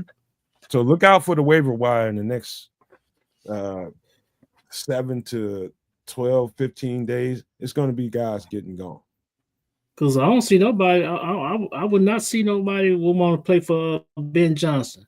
It's just that bottom line. Because the way he got his team fired up, he doing something Flus ain't never think about doing. He get on the podium instead of calling mugs out. He cover his butt. All right, that's the reason why. Yeah. Let me. I gotta mention a guy, Terrence. I apologize, bro, but before I forget about it, I gotta mention a guy watching film. That's really, really, when I say stuck out, there's a lot of people getting a lot of praise for what this offense did. You know, we struggled at a certain point, but when we was effective, we were effective on the ground with Swift, with Monangai, in the air. Let me tell you something. You know who has been balling his ass off outside of Darnell Wright? Fucking Jonah Jackson has been a beast. You understand me? Yeah. Jonah Jackson, and I heard a lot of slander about him early in the season when he first got here. Well, yeah, he was horrible. Yeah. All that. I mean, it's not slander, it was true. Well, listen, man. Let me tell you something. When it's right, it's right. He was just struggling at the beginning. I told y'all that. He was going to get right, and he is. And I'm telling you, he is tearing shit up. You won't hear nobody this week talk about pointing out Jonah Jackson, but I'm going right here on the Nomad Network tonight. Give that man his flowers. You don't believe me? Go watch the goddamn film yourself.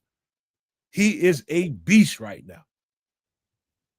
Well, actually, spoiler alert, there's a premiere happening at Sports Chicago Style at 12:30 after Extra Sauce. And Coach Tripping did shout out Jonah Jackson as well as other offensive linemen.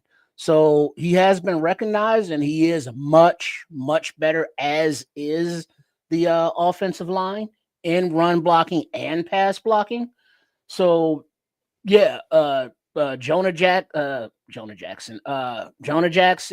and his, not twin brother, but twin brother Darnell Wright is playing at a Pro Bowl level. Dahlman is much better. Tooney's just Tooney, and even Canadian Eagles pitching in. So the whole offensive line is much more gelled than they were obviously earlier in the season.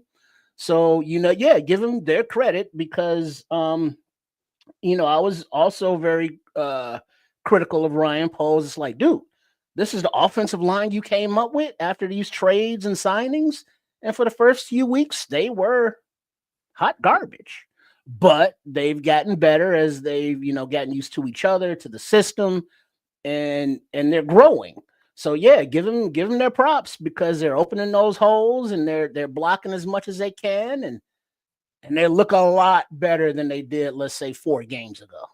So no man. So what you saying, Jonah and Wright? So that's what the Bears need to burn that running game at on that side. Then, if you watch the tape, you'll see much more hay coming from that side of the field in the running game than on the left. I'm not saying that they don't execute on the left hand side; they do, but much more effectively on the right hand side. Them dudes are getting on cats. The combo blocking from Jonah, from one level, he's getting on one guy, getting to the next level, And the big runs that we've seen on the right side, you can attribute them all to Jonah executing in the combo blocking, getting from one level to the next level, getting off of a lineman and getting to a linebacker, springing Swift, springing whoever. And I'm telling you, man, it was beautiful to watch, man. That's the stuff when you hear Ben Johnson talking at the podium about how well this offensive line is coming together. I just get a little like early in the season when people jump to such broad conclusions about, oh, this is trash, they trash, and we spent too much money on them, all this old shit. I'm like, damn, dude, give a chance to tell. So no mess and kids and Trip is what I come to realize that this is gonna be the week that they put everything together. It's gonna be clicking on all cylinders.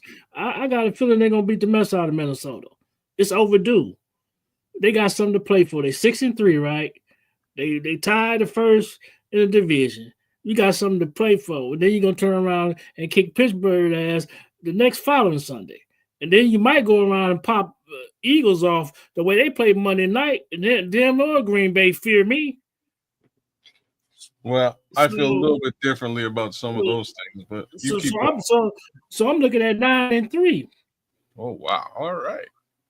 I'm looking at 9-3. I gotta keep us funky right now and get this off the screen. And let's get to this Vikings matchup. We got about 10 minutes to let's cover this, man. What do y'all feel about this Vikings matchup post that first game and where we are in the season right now? And I do agree with Ben Johnson when he said we're a completely different team than we were the first time we met them, and so are they. Right. I was just gonna say. So let me give the two synopsises here. Synopsis A: the Chicago Bears, sometime after that Minnesota game, found belief in their locker room. There's belief in the head coach. There's belief in the abilities of the skilled players and the defense. There's belief in the young quarterback. That goes a long way, and we've seen how far it can go. The Minnesota Vikings, on the other hand, were a pretty hurt squad when we saw them the first time around. There was no Justin Jefferson. There was some hurts going around. And to that degree, we kind of thought that we might have the upper hand. There was pain, there was hurt, there was a rookie quarterback. That quarterback's no longer, quote unquote rookie. You've seen the better part of the season now. He's got a better idea as to what he's doing. I'm not saying he's the second coming, but I am saying that the wide receiver core is in full effect now. Jordan Addison is back as well, who was also hurt in that same game. So there's some interesting upsides to where the Minnesota Vikings are coming from with respect to this football game. I'm a little bit worried for the simple reason that our secondary is decimated. I don't know if I can trust Tariq. Say again? This is J.J. McCarthy, kids. Hey, man, I'm less worried about J.J. McCarthy. I'm more worried about what happens when J.J. McCarthy gets the ball into the other Double J's hands. That's what I'm worried about. I'm worried that the secondary can't stop. The Vikings this season, kids, because it looks like that second JJ, is getting alligator arms and kind of like, why am I out here right now? He don't like the quarterback, man, because the quarterback can't throw worth of shit. That is fair. That is a fair notion. There's also somehow a third wide receiver, Jalen Naylor, who's picking up the slack.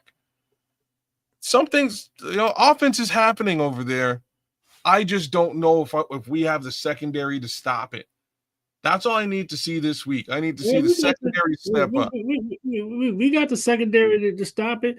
What you got the DA got to create something to take away what they do well.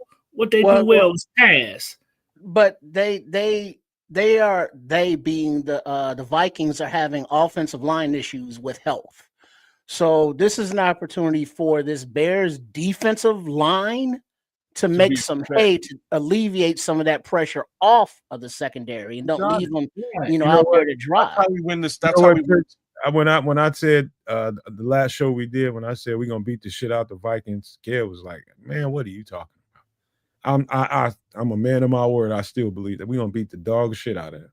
Well, I think it's going to be a good football game. Like you always say, you like them good, close games.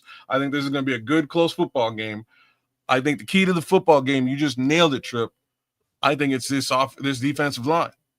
If this defensive line can do two things, stop the run, make sure that Aaron Jones, I don't see any damn Aaron Jones' blonde dreadlocks. I don't want to see that at all. If we can prevent Aaron Jones from being dirty, if we can prevent Jordan Mason from getting dirty yardage as well, and if we can put J.J. McCarthy on his ass more than once, rattle his cage, good things will happen. That's all. So, that's the key to this football game. So how you stop that? How you stop all that is run the football, control the clock. Well, that doesn't stop. Like you keep them off the field. That's what we need to do on offense, guaranteed. Right. Like the offense is actually not, for me, this time around. The offense, like imagine where we are with this Bears football team. Though I had to take a time out there for a second. This blew my own mind. Like the offense is not my worry. You know what I'm saying? Like this is crazy talk. The offense is going to go out there, run the ball down their throats. This is what's going to go down, and Caleb Williams is going to get passes completed. We can I can knock on wood and say that that's going to go down. I'm not worried about the offense for once in the last 20 plus years of Bears football. This is the greatest thing to be that has ever been said, right? 40-17, 40-17 Bears. 2017 Bears. That's probably where I'm leaning to as well. Did you say 40 or 20? 40-17. 40-17. I'm saying 21-17 Bears. Well, let me throw a little nuance wrinkle into some of the all 22 that I saw since Kyler Gordon hasn't been on the field. Remember how we said Kez and Trips, and you was probably watching it too, Terrence, when I was talking about it, how Kyler would be able to unlock that defense and make him play a little bit more aggressive because of the nature of his play is going to bring a whole lot more options, man-to-man options, and a more aggressive mentality. As soon as he got back, they got way more aggressive. It's like we thought. Here's the thing. When I watched the all-22, what I kept noticing was like Dennis Allen's a little unsure with all these replacements out here, man, and he ain't as aggressive and as especially early in the game as I thought he should be, and he's playing a lot more zone coverages than he probably should, and that's just apprehensiveness because you got dudes that's playing. You ain't got your guys, you ain't got your horses, and the defensive coordinator ain't as confident early in the game calling the plays that he wants to call. But later in the game, you can see him loosening up and getting into more aggressive situations to get him off the field. That's an ongoing thing since Kyler's not in there. At some point, Dennis Allen's going to have to be confident in the dudes that he has out there and just let it rip. And obviously from the all-22, if I'm telling you that he's a little apprehensive, trust me when I tell you, he's a little apprehensive, ain't nowhere near aggressive as he can be early and in the middle of the game. You saw it late, but that's when you should see it. But in the middle of the game and early in the game, give your team a little bit more of an advantage. Get after these motherfuckers quickly. Interesting. The other, just to layer on what you're saying, I want to see. CJ Gardner-Johnson pretty aggressive though, isn't he? Like I think he feels a little bit better having CJ here. He can layer some of that in. It's something that I want to see Chicago do when they play Minnesota. Is at times go to no huddle offense. Don't give Fur to set his defense. Go another huddle offense. Get them to jump off sides. Go another offense. You on the road. You got you knock the crowd out. You got to go another huddle. The first quarter, I'm going no huddle offense all through the first quarter. I'm putting some points on the board. Terrence, I don't know if he trusts Caleb that much yet. I was just gonna say I don't think I would either. Man, you said he's doing everything. You right now it's the middle of the week. They want to be clicking, right? This is the 10th week, right? 11th week, right? It's time now. It's time. This is the best time to play football. Yo, November and December. Terrence watched the show, bro. Big ups to you, Terrence. And I did say week 11 was when I said things are gonna start clicking. I did say it. We're at week 11, y'all. So click. You know what I'm saying?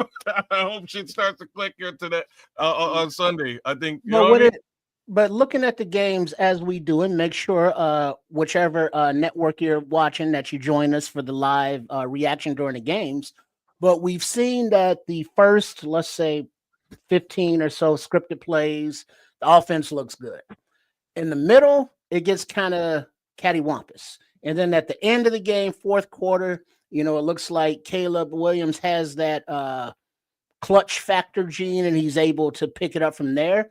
And then we see that later in the game, they go a little more up tempo, maybe not a no huddle, but like a sugar huddle kind of thing. And I think Ben Johnson is still not easing Caleb into the offense, but easing the play calls to make it more of a, all right, let's play, under center, run some play action. But then when it's like, all right, we need you to air it out a little bit. All right, we're going to call plays to do that. So it seems as though they're still catering to what Caleb Williams is good at while bringing him along to the things that Ben Johnson wants him to be good at that he's still working on. Hey, you know what? Last thing we'll say, because we reached our mark on Bears conversation. I know that sounds crazy because Caleb's been playing. He's been playing really well, and you can see the growth for sure. You can see it 110%, and he's getting a whole lot better. But that's one thing.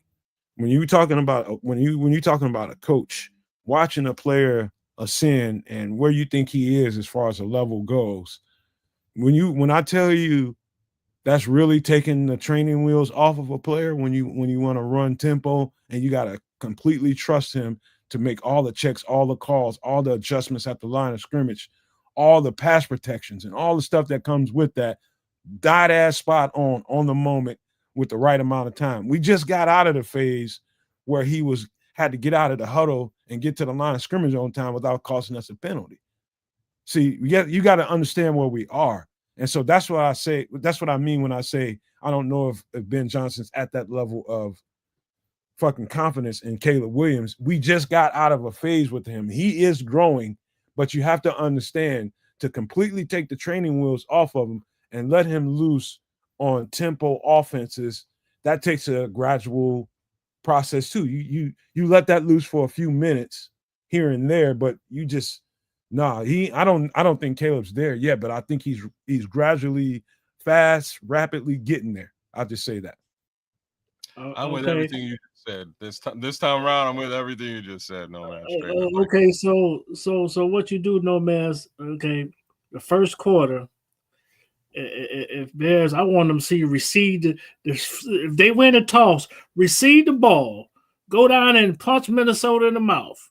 I'm going downfield to Burton. First play. I'm using the speedster. You put him out there. He deserves to get his time. He getting the ball. I got to throw the ball to him at least 20 times. The boy, he doing more than what Hakeem did in 50 snaps. He only had 22 snaps. He got 200 and some yards. That boy deserved more time. I'm going downfield. I'm getting Fleur out of that blitzing mode and open up, and that's where the passing game can get loose. Go downfield, first play. Touchdown, first play. Because they secondary is weak. They got a weak secondary. You see what Baltimore was doing to them? Well, before anybody responds to him, I'm trying to pace this show the right way, man. I know we can be talking about the Bears for the next 2-3 freaking hours from now. One last thought about the Bears, just make it quick before we get into other things, man. Yeah, I just wanted to finish where Terrence was. I agree with the Luther Burden take. Luther Burden has 2 drops on the season, regardless as to how many targets he has all season, right? Like he's only missed 2 catches. So big ups to Luther. He's getting the job done. They need to open up his ability to be on the field.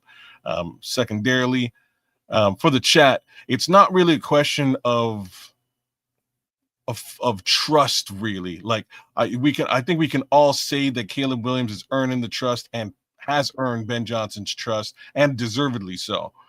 But he's still, he's still learning stuff. He's still burgeoning into who he's going to be at the end of this football journey.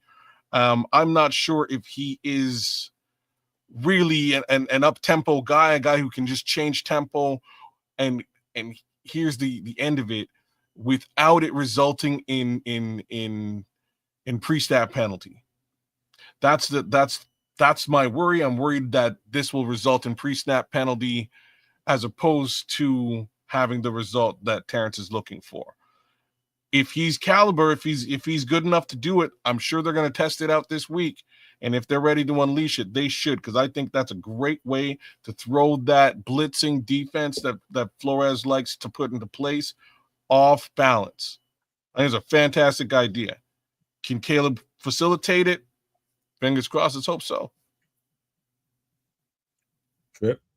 Yeah, it's going to be a interesting game as it'll be Ben Johnson versus Brian Flores again, and Dennis Allen versus Kevin O'Connell.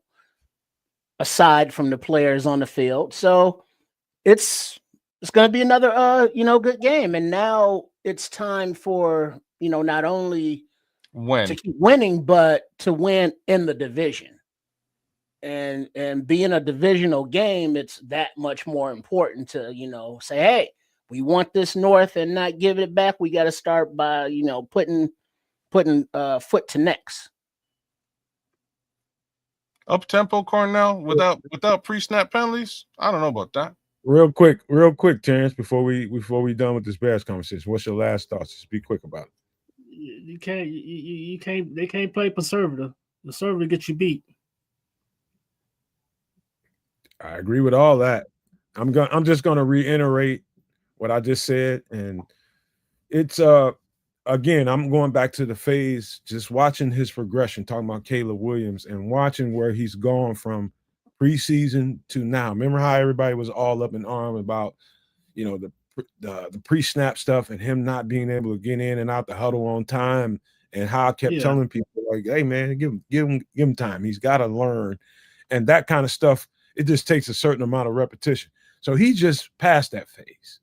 Now we're warp speeding into hopefully a situation where he can run a no huddle more often and have confidence, and the coach have confidence in him to make all the right decisions. That's what it comes down to, is when is the coach ready to get his hands off of the lever? And we can be talking about it all we want to, but at the end of the day, it's about when the coach has the confidence to back off and say, you know what, I trust his decision making. Yes, he's clutching, and when he's got his back against the wall and the clock is against him, he is. But when you want to run that tempo stuff on a regular basis and really keep defenses on their ass, that means you need to be able to read defenses really well and just pick them apart in the midsection of the field.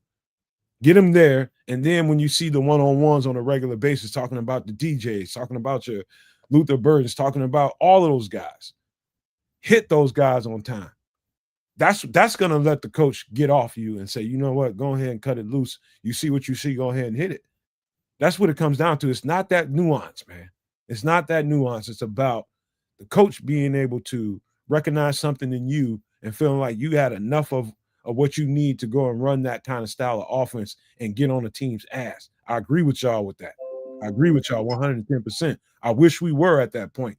I think we could get at that point soon. I just don't know if it's this week.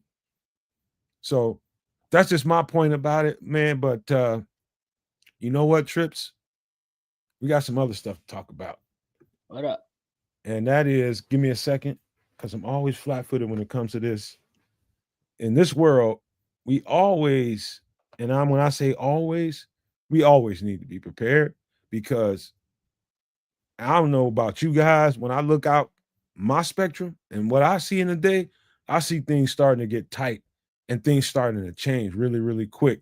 And when you start thinking about some of the things that's happening right now in society here in the United States, nothing is for certain. And when you have uncertainty, there's only one way to respond to that. That's preparation, right?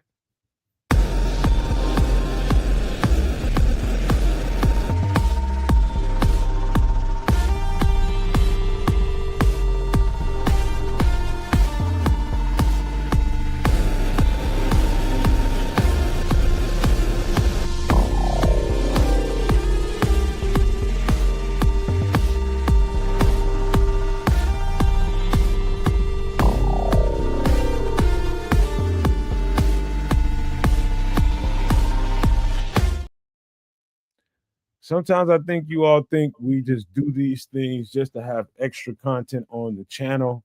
I don't know where everybody's minds are at.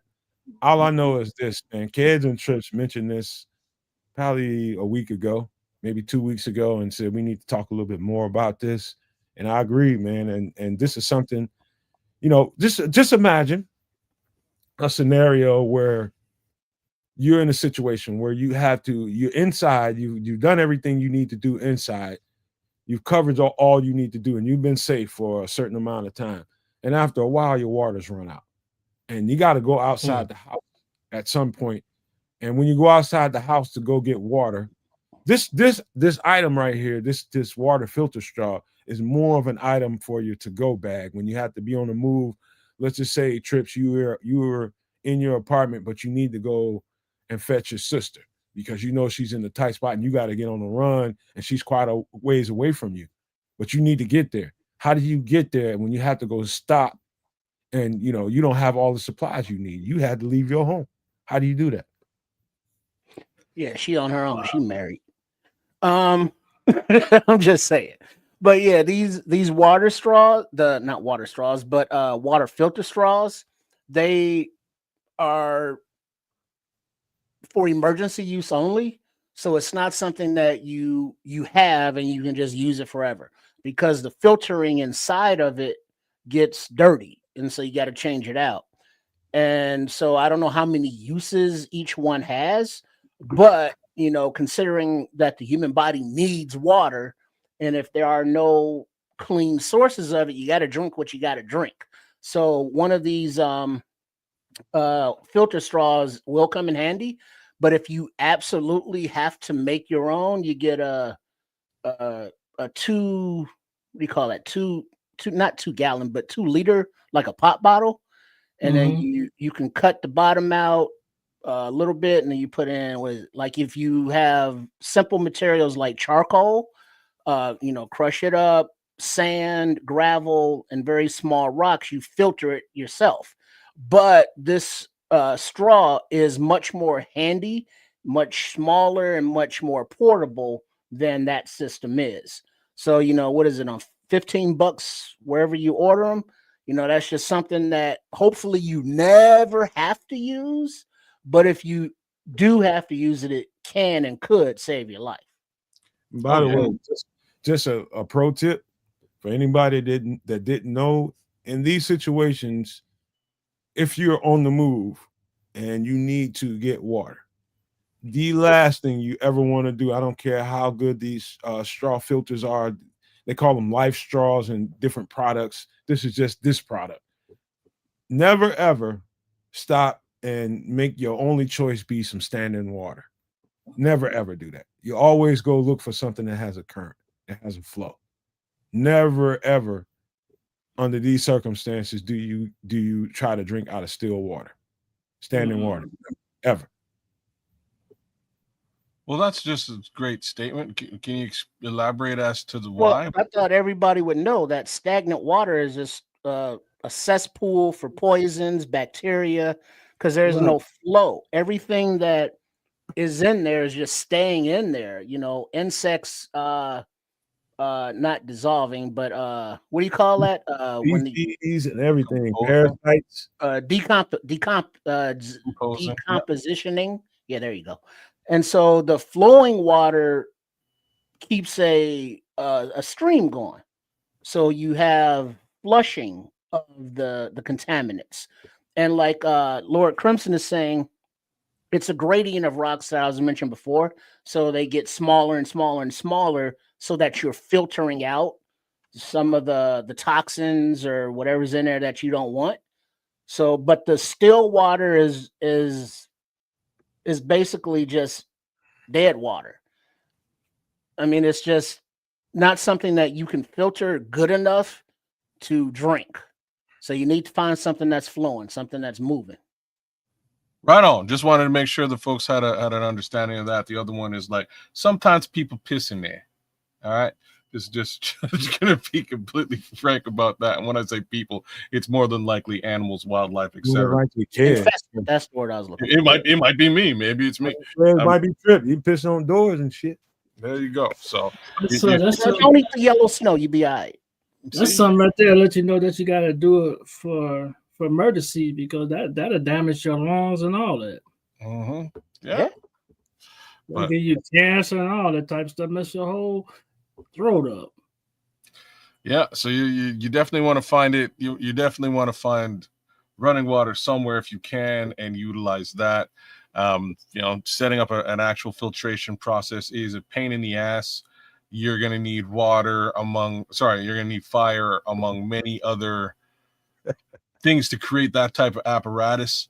I don't remember what it would all entail to actually filter, but I believe a couple of tarps would be involved, some water.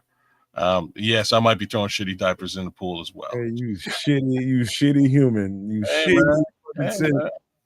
You shitty. You probably would, kids. I believe that. Too. I might. If there are diapers floating around in like the zombie apocalypse, beware. That greenish yellow smear. Yeah. That's right.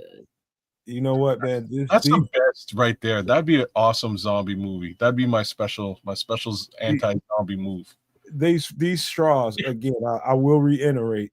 These are typically for people that have to move under certain circumstances. So I want to make a point. Any other thoughts, Terrence? We didn't get your thoughts about this. Any thoughts before I move on? No, get yourself one of these real talk. I think everybody should actually have one. $15. It ain't gonna kill you. That's a meal at your local store, and this is a meal that'll save your life for an ongoing basis. So I would definitely suggest folks get themselves a life straw or a military cart as per this particular version of the solution. And do make a note to investigate how many drinks or how many gallons or however much can safely be filtered by this device. Yeah, and eventually. if you have this device, I would assume that they also sell filters that go along with it. You got it. Yeah. Well said. You can get these singular for $15. You can get them doubled for about 30. You can imagine on down the line. You can get, depending on what you want, man. It's good to get several of these. If you can, several of them, because one, if you don't have filters, you can probably put that thing in a pond or a river or whatever it is for about I'd say a good week, 2 weeks maybe, and that's probably being rich before you need to replace that filter. It's a lot of sediment in that shit, and you need something else. So why do we talk about these things? Did I run over you, Terrence? Did you want to speak on this? Man, that's a good idea. That's something for emergency only to have something like that. Like when you stranded somewhere, lost somewhere. That's what you leave. That stuff you got to constantly change that. That filter will fill up so bad with all kinds of stuff. Yeah, you got to constantly. Yeah, that's for emergency only. That's a good idea. Everybody should have an emergency pack. Put that in an emergency pack, a gift pack. All right. Well, the reason why we talk about stuff like this, I don't know if you guys pay attention to NOAA, the National Weather Agency. So there's been this happened, in the last few hours. As a matter of fact, today there was a massive solar flare on the G4 level. And in a minute, if you guys want to, I'll take you to NOAA and let you see what a G4 flare means. G4 flare is a solar burst from the sun that has a huge impact on, to fast forward all the scientific terminology, it can severely affect our electrical grid. Severely. And that big, huge coronal mass injection of power just hit our solar system in the last let's say the last 8 hours, I believe. And it was massive. Today, I felt the difference. I've never had a problem getting on YouTube ever. It took me a half an hour to get this thing through buffering. And I knew right away, because I keep up with this stuff, that it was something related to that. I don't know if you guys felt any disruptions whatsoever. Tell me if you did. Did you get not a one? Okay. Yeah. It could have also been Keza Canuck throwing dirty diapers at the cell towers, but all right, let me show you before you guys get too silly. Let me show you what this looks like. Give me a second. Let me pull it There up. were the Northern Lights last night. Oh, that you guys could see in where you were at? Yeah. Yeah. Crazy. The Aurora Borealis. Aurora Borealis. I love her songs. Yeah, she's good. All right, hold on. I just pulled it up. So any one of y'all, can y'all see this? Anybody You feel got free the to solar flare in front of it. You got to pull the solar flare down. my bad. Hold on. Yeah. My bad. Anybody feel free. Let me blow it up a little bit so it looks a little bigger. Anybody feel free to read it if you feel in the mood to be doing some reading. Well, I can read it if you can enlarge it. I will. I'm gonna enlarge it right now, brother. There you go. Okay, it's as big as I'm going to get it. So current space weather conditions on NOAA scales. G4 severe storm levels reached. Severe geomatic storm alert. A geomatic storm has strengthened and reached G4 conditions as of the 12th of November at 1:02 UTC. Key messages. What is a severe geomatic storm? A major disturbance in Earth's magnetic field, often varying intensity between lower levels and severe storm conditions over the course of the entire event. What you should do. The general public should get properly informed of storm progression by visiting the SWPC webpage. Those under or near the 30-minute predicted auroral extent can look for the aurora if at night, and should weather conditions permit, possible technology effects, infrastructure operators, and authorities have been notified to take action to mitigate any possible impacts and for situational awareness. Possible increased and more frequent voltage control problems, normally mitigatable. Increased possibility of anomalies or effects to satellite operations, more frequent and longer periods of GPS degradation are also possible. Okay, so this is Big G4 severe storm levels have been reached, and this is your NOAA alert. Yeah, that's what the sky looked like. It's auroras going on right now. People are watching auroras right now in different parts of the world. Yeah, like I say, it was here last night, but there was no like electrical interference with anything It's internet. What the thing is, why to be aware of these things. And again, I only became aware of them when I was in Georgia doing emergency response. I learned about these things. I had no idea this stuff existed until I had to get in touch with these things. When you have to respond to emergencies, it definitely heightens your awareness, and you start knowing things you didn't know before. This is called life experiences. What I'm trying to express to you all is pay attention to this website right now. Pay attention, very close attention to NOAA right now, and whatever they release, follow the instructions. Please follow the instructions, because this would be anything atmospheric that might affect you in your life. First place you're going to look to find out what that is going to be this website right here. Any thoughts about this whatsoever? Any questions? I can answer them as best I can. Don't think I'm a genius when it comes to this. I'm not. I'm as new to it as a lot of people are. So I'm going to have to just nominally defer to you on this, because I'm the least weather conscious human being on the planet. I don't trust or believe the weatherman. And I seldom even look up in the sky. If it's raining, I'll feel it. Not necessarily the weatherman, kids. This is NOAA. This is an agency that gets paid to inform people. Yep. Same. That's what the weatherman is. he's just a little bit less than an agency. About quirky, cheesy ass dudes that have to go do that shit every day, and they have to keep a smile on their face. These guys don't have to present. All they have to do is get the data and give it to the public. But that's what the weatherman does. He gets the data, he gives it to the public. He generally is absolutely unaccountable.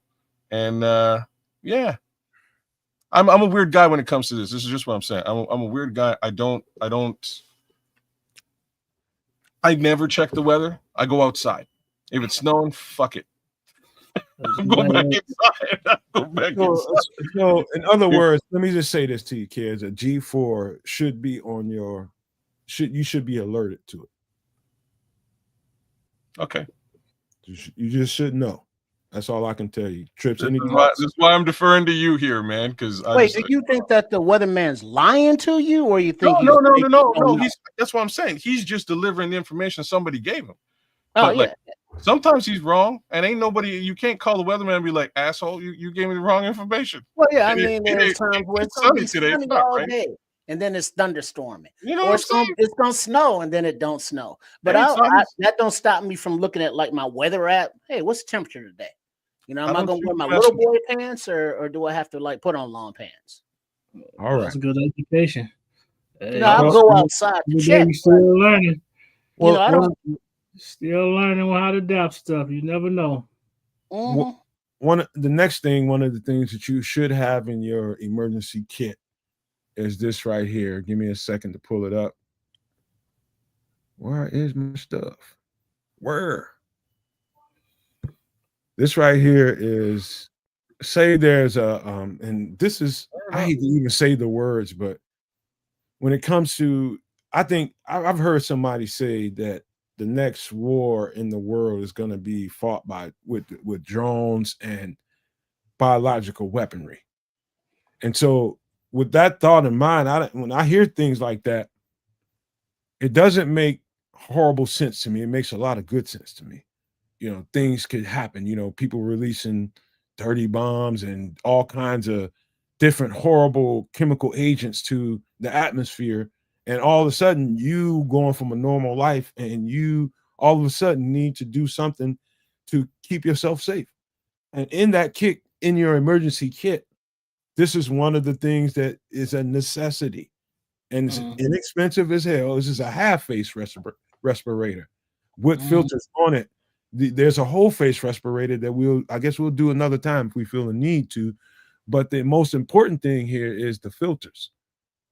So anybody want to take it from here? I think this is pretty self-explanatory. Yeah, you never know what the quality of the air is.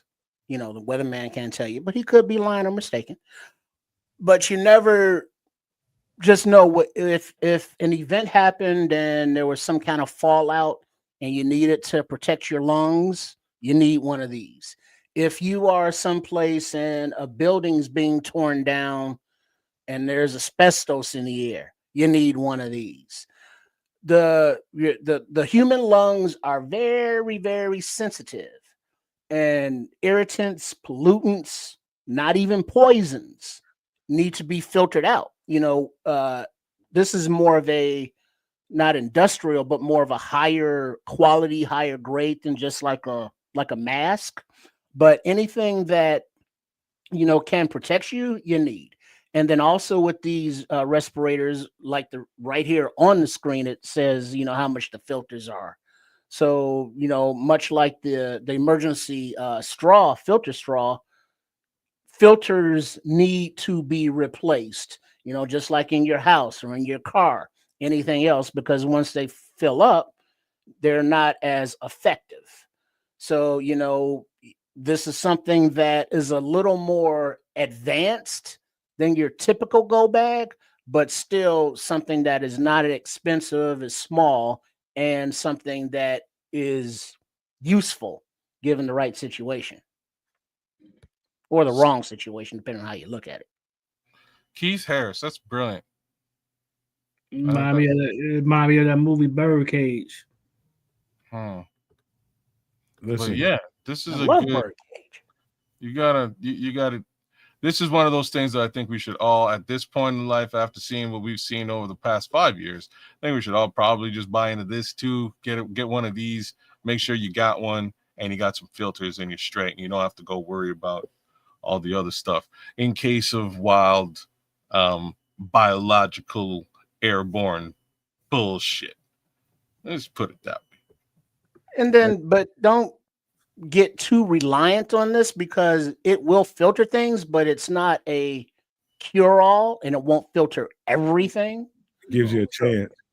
Right. It'll Give you give you the opportunity to maybe get to a safe place, but you need to, research how long can I wear this safely before the filter needs replaced.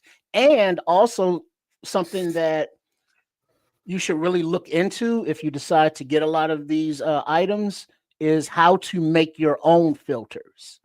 Because if something happens and you're using this in an emergency situation and the grid falls off or there's no commerce, you're not going to be able to buy more filters, but you will still need to use the straw and or the respirators. So whether it be getting coffee filters and rigging them up, or figure out a DIY way of making your own filters. The chat's great tonight, man. So Keith, Don't be posting, just talk. I can talk without posting. So Keith is saying, can I rig it to inhale some high grade cannabis? And he's laughing. He's like, I'm gonna buy two, one for proper use and one for recreational. So he's ready. No, this is they would filter it before it got to you to inhale. What you want is a full face mask, and then you want to into that way, and so you're all up in there. Didn't you see what was the movie? Not Full Metal Jacket, Platoon. When they were, after tracks, when they were partying, he blew it up in there. Yeah, that's what you want. That's a full face respirator. This is a half face. You're right. Yeah. I've done it with a full face. It works very well. I haven't. So rumor.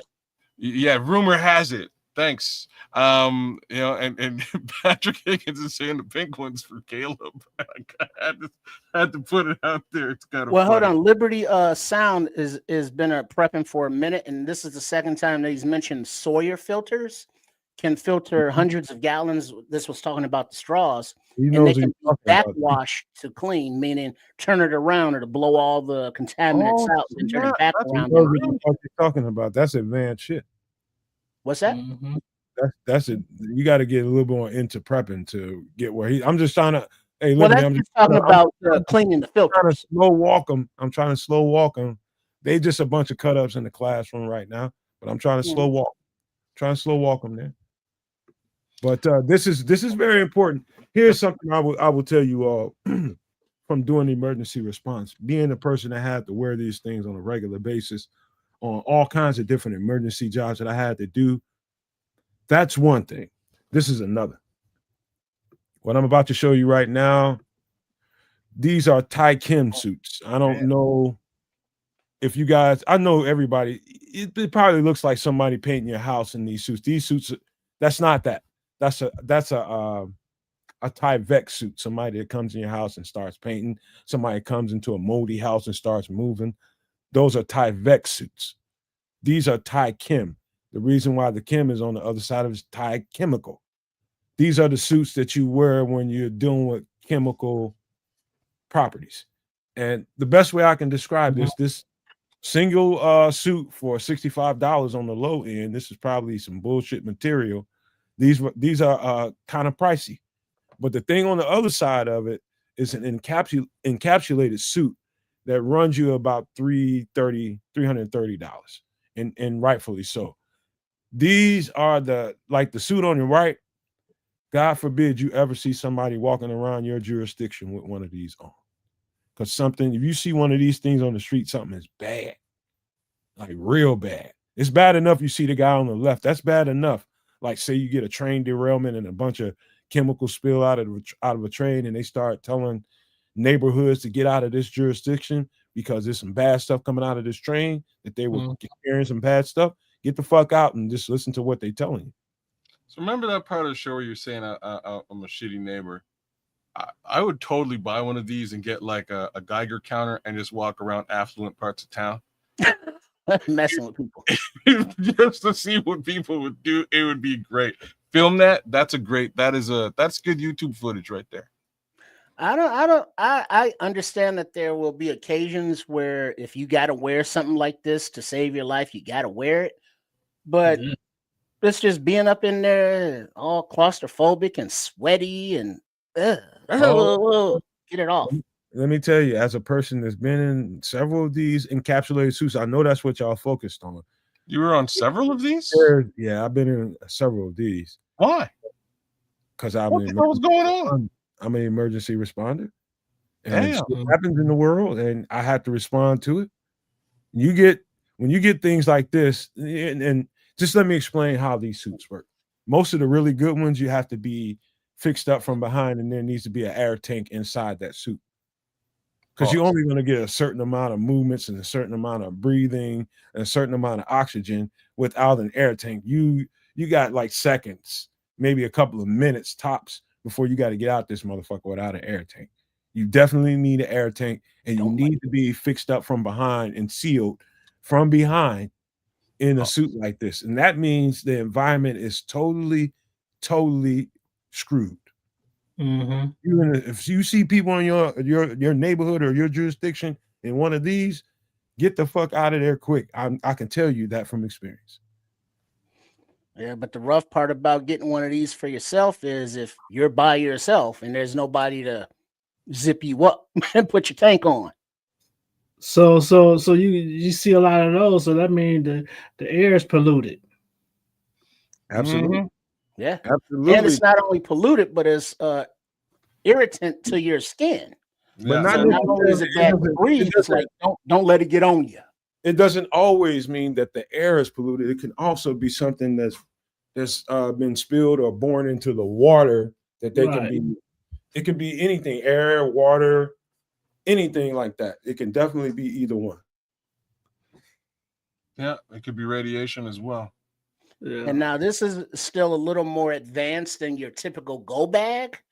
But if you had a bunker or a basement or someplace that you could retreat to for safety, this is something that you want to have down up in there, for emergency purposes.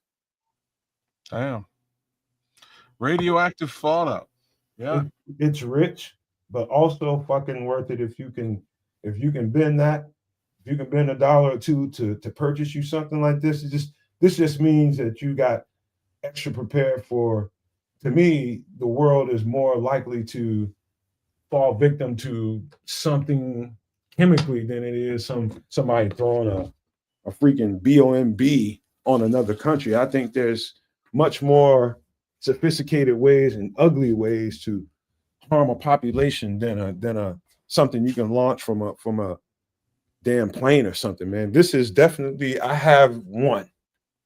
I had two, but it got screwed up one way or another. And the only reason I got the one that I have is because I worked in emergency response and I handcuffed my damn supervisor and told him to give me one, and he gave me two.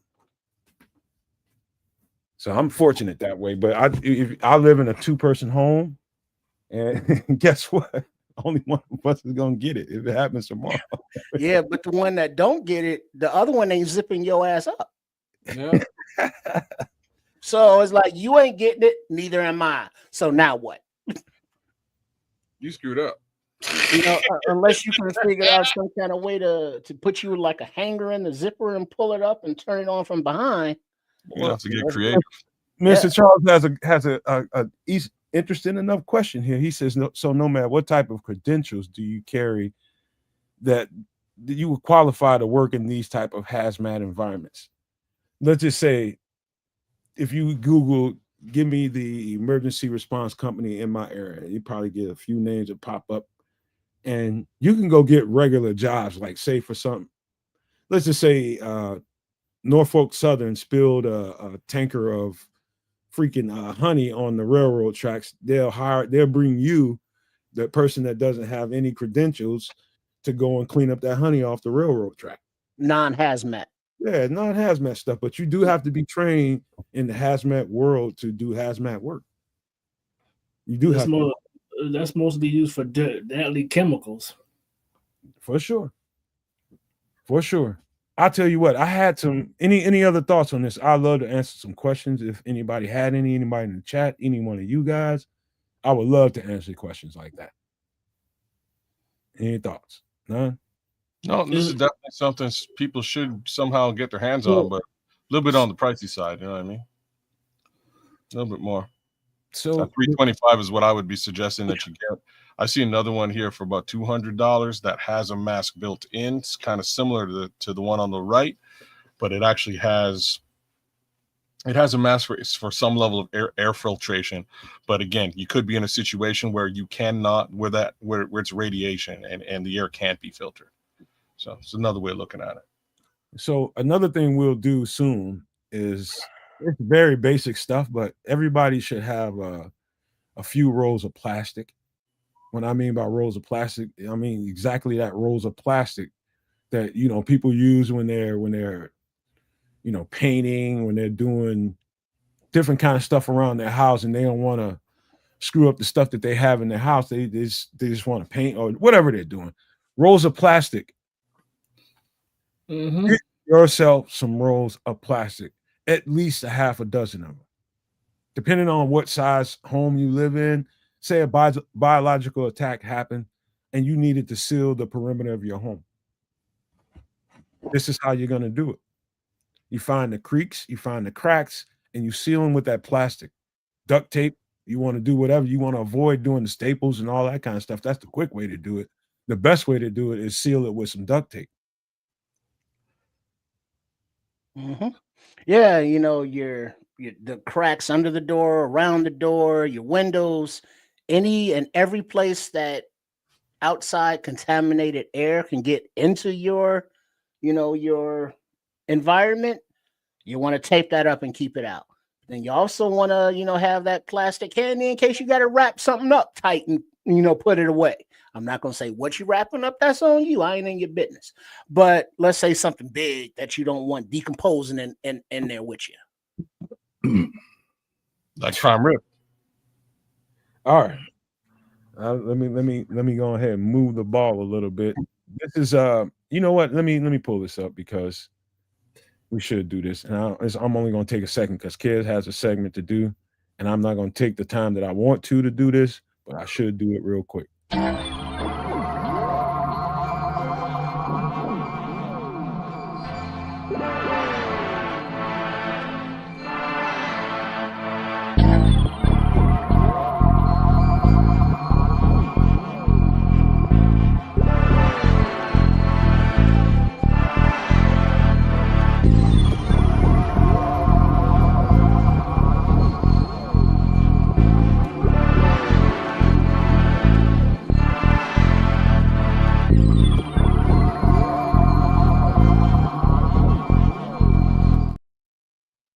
So we do have an updated image of 3-Eye Atlas from, I think this is Avi Loeb's telescope, or I got it from his website, and he's the foremost, what do you say, authority on this whatever this thing is moving towards our solar system.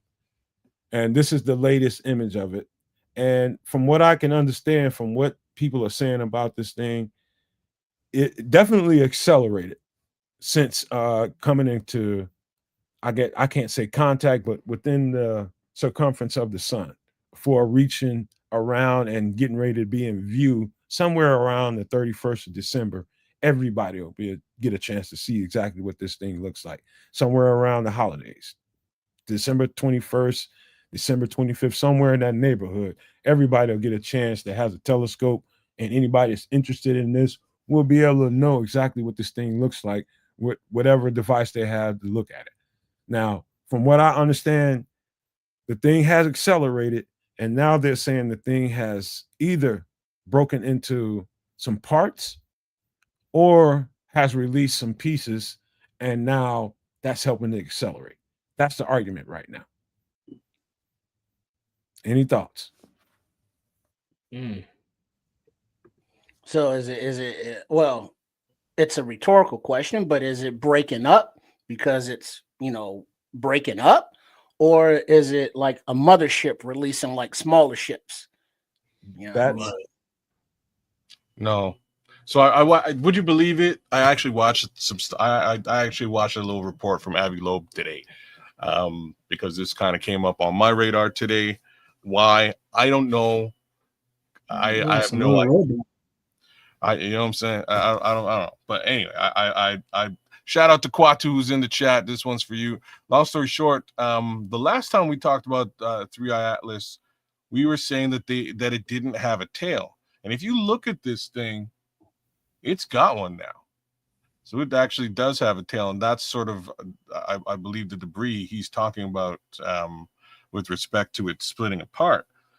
I'm under the impression that, sorry, let me rephrase. What Avi Loeb speculated today was that either, it's got multiple jet engines that are firing, not speculation A versus speculation B. It's just like ice that is melting. Oh, kids, I love you, man. Yeah, I love you, brother, and I'm Why? proud of you for doing just like it's gonna retract something. Listen to this guy. I'm just proud of him, man, because he did a little homework, man.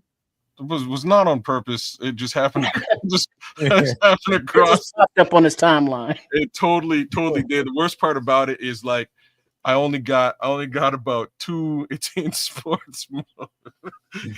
I had about two minutes of Abby Loeb's his conversation piece about this, but that's all that he was really saying. He was saying that either it's just pieces of debris are sort of breaking off of it, which makes sense, but potentially again ice breaking off and melting, or other pieces of debris, or maybe it's jet engines, or jet trajectory jets, right? So there's some sort of jets coming out of the back of the anomaly, some sort of propulsion system.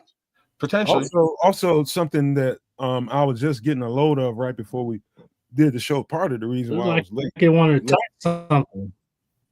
What'd you say, Terrence? Feel like it's going to attack something.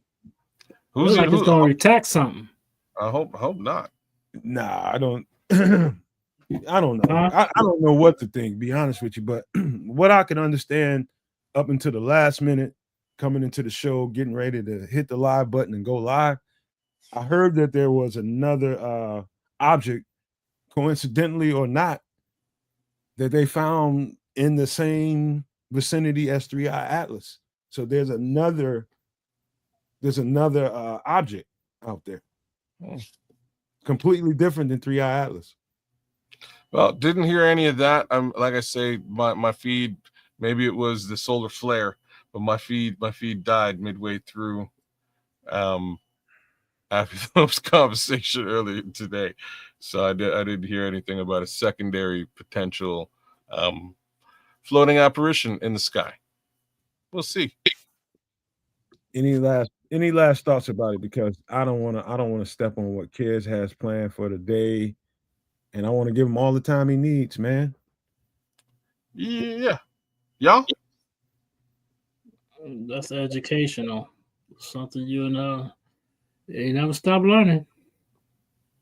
These things I think we just ought to pay attention to and not trivialize as much as we do. It's easy to just laugh this off like it ain't nothing to it.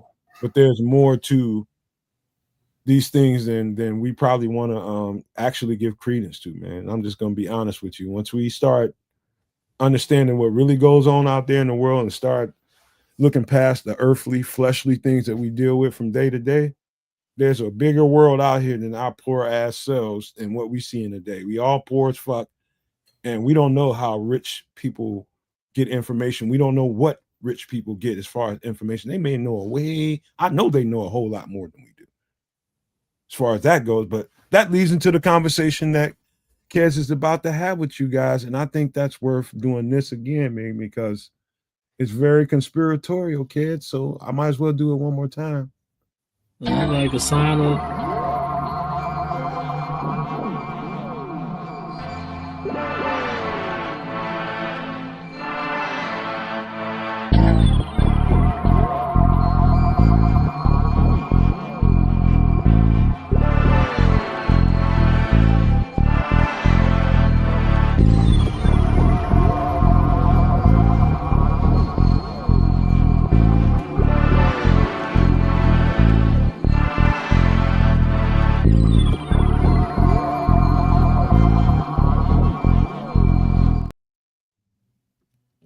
Well, welcome in. Y'all, it's Wednesday night. It's extra sauce.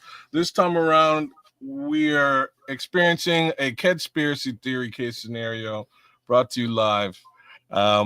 This week's conspiracy is more or less the life and times of the one Bill Cooper, Milton William Cooper, if you will. I would have to call him sort of the modern father of conspiracy. Most of the conspiracies out there that you may be bumping into or have bumped into, attempted to debunk, or left alone have been broached, approached, theorized, and written down by this guy on the screen right now. Kids, I got a quick suggestion for you. As you go, just be willing to stop for a minute and gauge comments and questions. I always am. At the same time, you are fantastic at interrupting me with those. So don't let me just flow on. If there's stuff in the chat that I'm missing, bring it up. If y'all have questions along the way, by all means ask.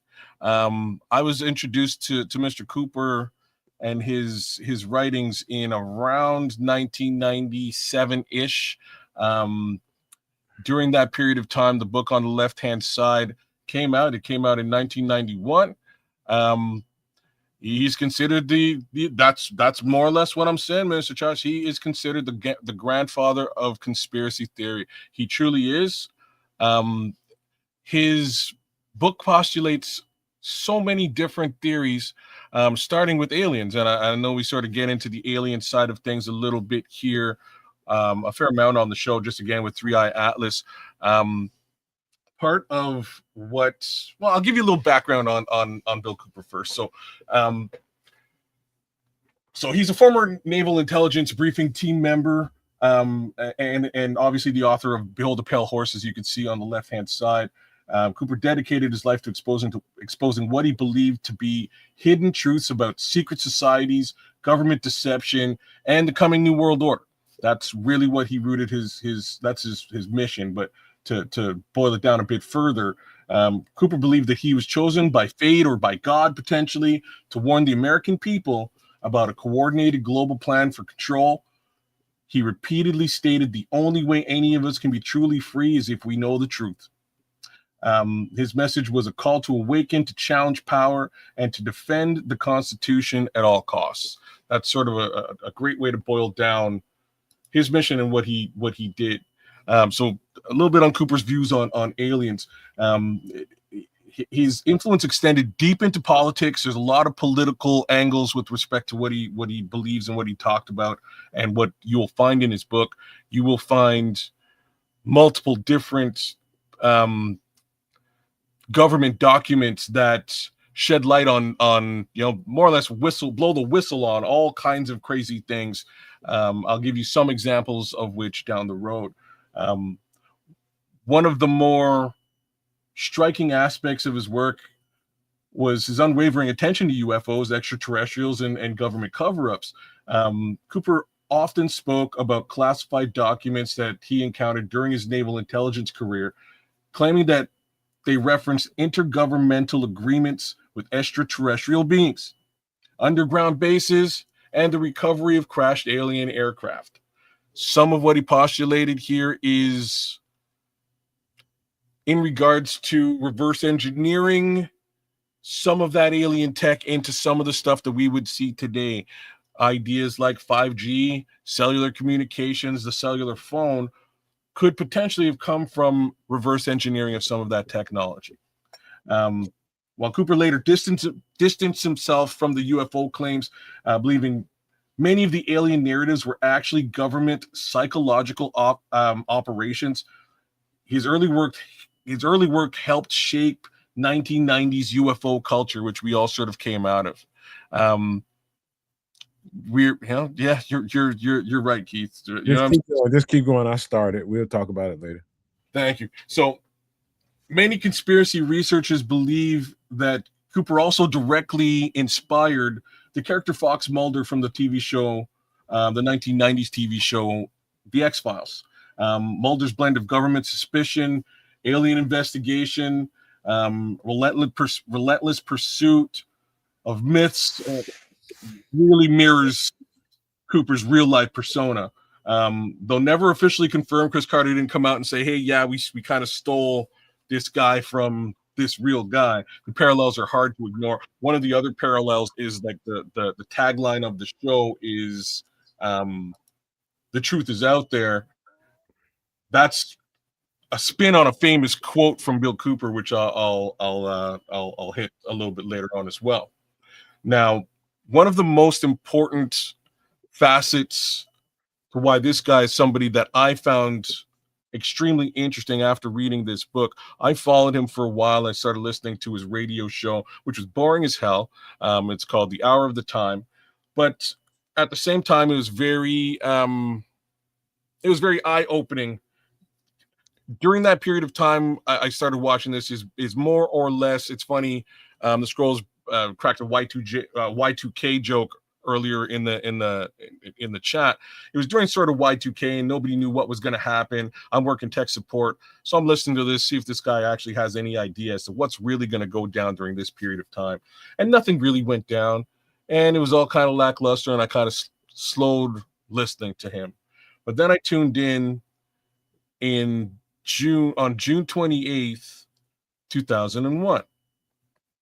And during this time, more or less, and this is probably his most famous broadcast, he says, quote unquote, and we'll play some of this for you in the background here shortly. Well, hang on before you go there, kids. I just have to stop you here, man, and just to embellish on the fact that this is probably one of the most profound books I've ever laid my eyes on to read words of. This is extremely profound. Just remember, this happened. If you ever were to get your hands on this book, just remember it was published in 1991. And the next phase of what Kez is about to be talking about is that's going to be he's going to highlight that. And some of the things that were said in this book is very profound. And how he met his demise, all that kind of stuff, we're going to get to here shortly. But I just had to interrupt. This is a very profound book, man. Yeah, super profound. And before I continue what I'm saying, like one of the things I have to,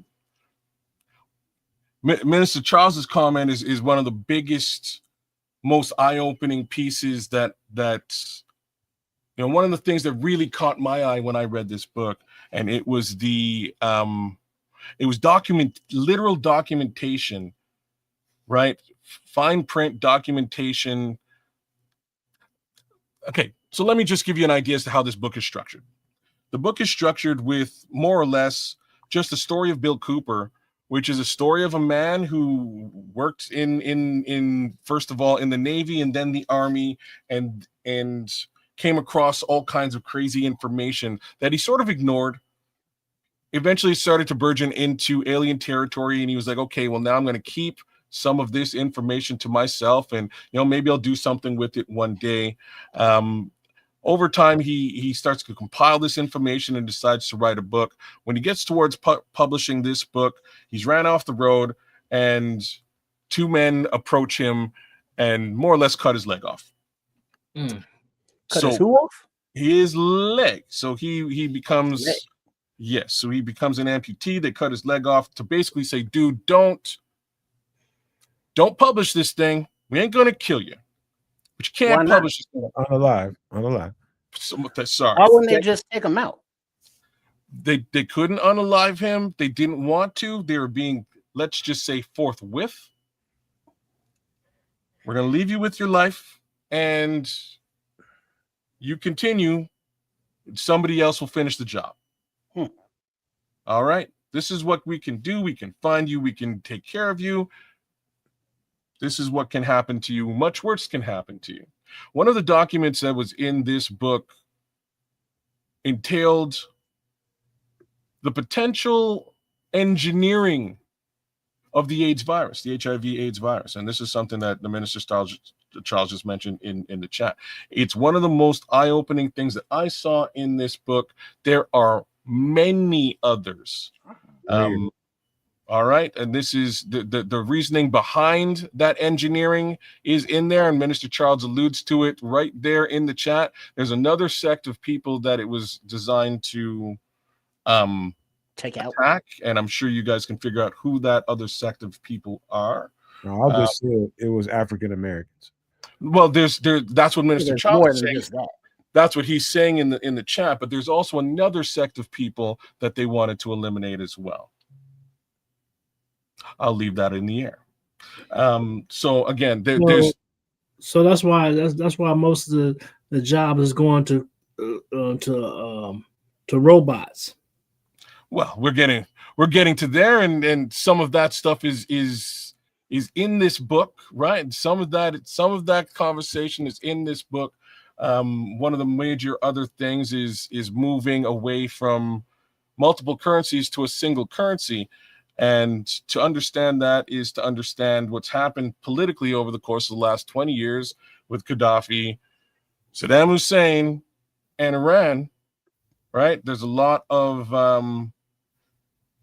that was just rooted in the American dollar's control over trade.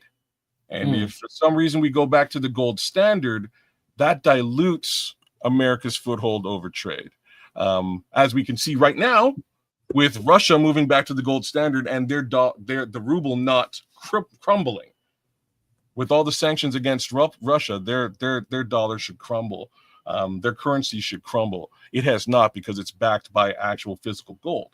That's the difference. But back to Bill Cooper in January 28th, 2020 or 2001. You know what, Nomad? Do you have the clip? You don't? I do. I can find it. I can run the clip. So I'm going to run a clip here that we can listen to here of what happened on January 28th. We'll get a bit of an understanding of the type of dude this guy actually is. Where did I put you? No. Where did I put you? This fine content on Extra Sauce as we cover a wide gambit of subjects. So while Kids is finding the link to share with us about Mr. Cooper, make sure that you are subscribed to @Kids Canuck, that channel, @Nomad, the Nomad Network, and Sports Chicago Style, also known as @RRSCS. We're gonna give you the goods. We're gonna give you the goods. We don't make any judgments, man. It's about giving you the information and letting you decide. That's what this is all about. Kids, if you need me to, I will try to pull up a video, I guess. Are you still there? Oh, I'm right here. I just wanted to pull it up to make sure that I have sound. I definitely have sound this time around. So let's hear from Mr. Milton William Bill Cooper.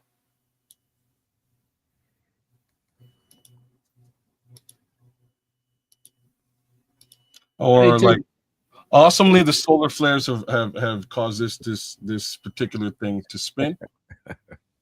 So just I think I read this. This the book when in chapter 7 he talking about the Garden of Eden. No, I don't think he gets into. He kind of tries to stay away from religion, although he's a religious man. And becoming a religious man had a lot more to do with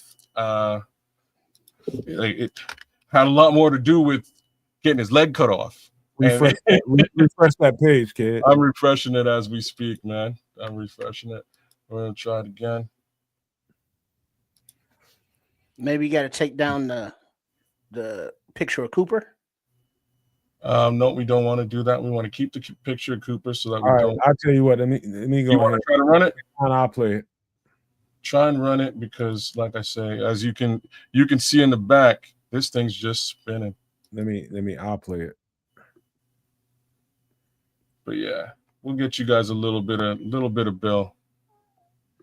Let me know if you can hear it. Can you believe what you have been? Gotcha. You hear it? Yeah, let's go. All right, start it all over. Can you believe what you have been seeing on CNN today, ladies and gentlemen? Supposedly, a CNN reporter found Osama bin Laden, took a television camera crew with him, went into Osama bin Laden's hideout, interviewed him and his top leadership, his top lieutenants and colonels and generals. And he came out and told everybody, within 3 weeks, Osama bin Laden is going to attack the United States and Israel. Now, don't you think that's kind of strange, folks? You see, because the largest intelligence apparatus in the world, with the biggest budget in the history of the world, has been looking for Osama bin Laden for years and years and years, and can't find him. Some doofus jerk-off reporter with a camera crew waltzes right into his hideout and interviews him. And if you believe it, you are one of the stupidest jerks that ever lived on the face of this earth. And whatever is going to happen that they're going to blame on Osama bin Laden, don't you even believe it. Another social engineering project to change the minds and the attitudes and the beliefs of the people of the world, and especially the United States, to bring about one world socialist totalitarian government. I wonder what Osama bin Laden's targets are supposed to be. And if they don't, if this doesn't materialize in the next 2 or 3 weeks, it will eventually materialize, because they haven't succeeded in taking our freedoms away. In fact, there's been a great awakening in this country that is gaining momentum. And so I can tell you with a certainty, they must do something terrible in order to stop this backlash and regain the sympathy of the mass herds of sheeple. Let me stop right there. That's the end of it. But this is important to point out. This was spoken to in June 28th, 2011. The attacks on September 11th, 2000, and you know the rest of it. So this is months ahead of time. So there I am, a 20-odd-year-old kid, having listened to this broadcast, going, who's this Osama bin Laden guy? I never heard about him before. I thought we were worried about Saddam Hussein. What is all this talk about this other guy? And a couple of months later, I'm at home and, you're watching CNN and ba-boom, ba-boom.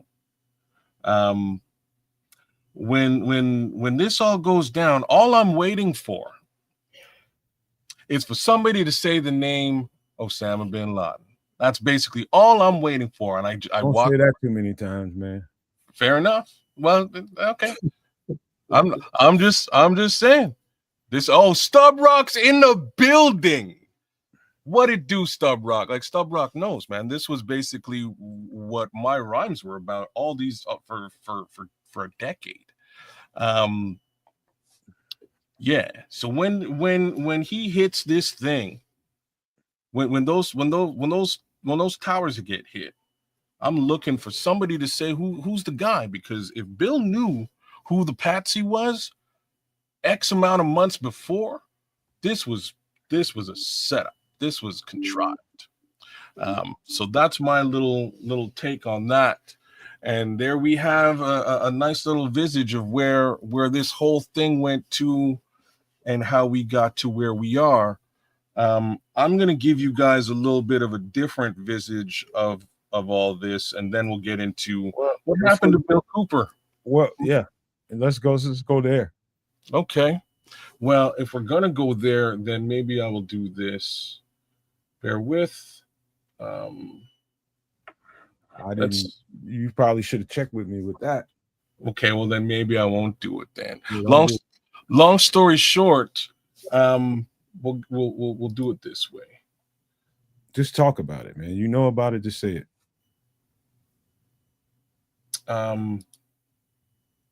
If they ever come for me, it won't be because I committed a crime. It will be because I told the truth. And this is a quote directly from Bill. Bill moved from wherever he was living to Arizona. His house is on this house that you're seeing here is on the top of a hill. There's nothing else around this house. You have to come all the way up a hillside to get to the house. He's got cameras as far as the eye can see, and he's paranoid as all hell. just to be as plain as day, especially after more or less outing what just happened. So he's up there, and a contingent of armed officers come to get him and pull him out of his house. And at some point, he runs off, and then a gunfight ensues. And at the end of the day, unfortunately, and ironically, on Guy Fawkes Day, the Mr. Cooper passed away. By the way, kid, beautiful goddamn place. Holy shit. Hey, when you have the #1 underground book in America, you can get yourself a crib, right? You can also get yourself a camera system. You know what I mean? You get a CCTV system and some GATs, and he more or less had all of those things.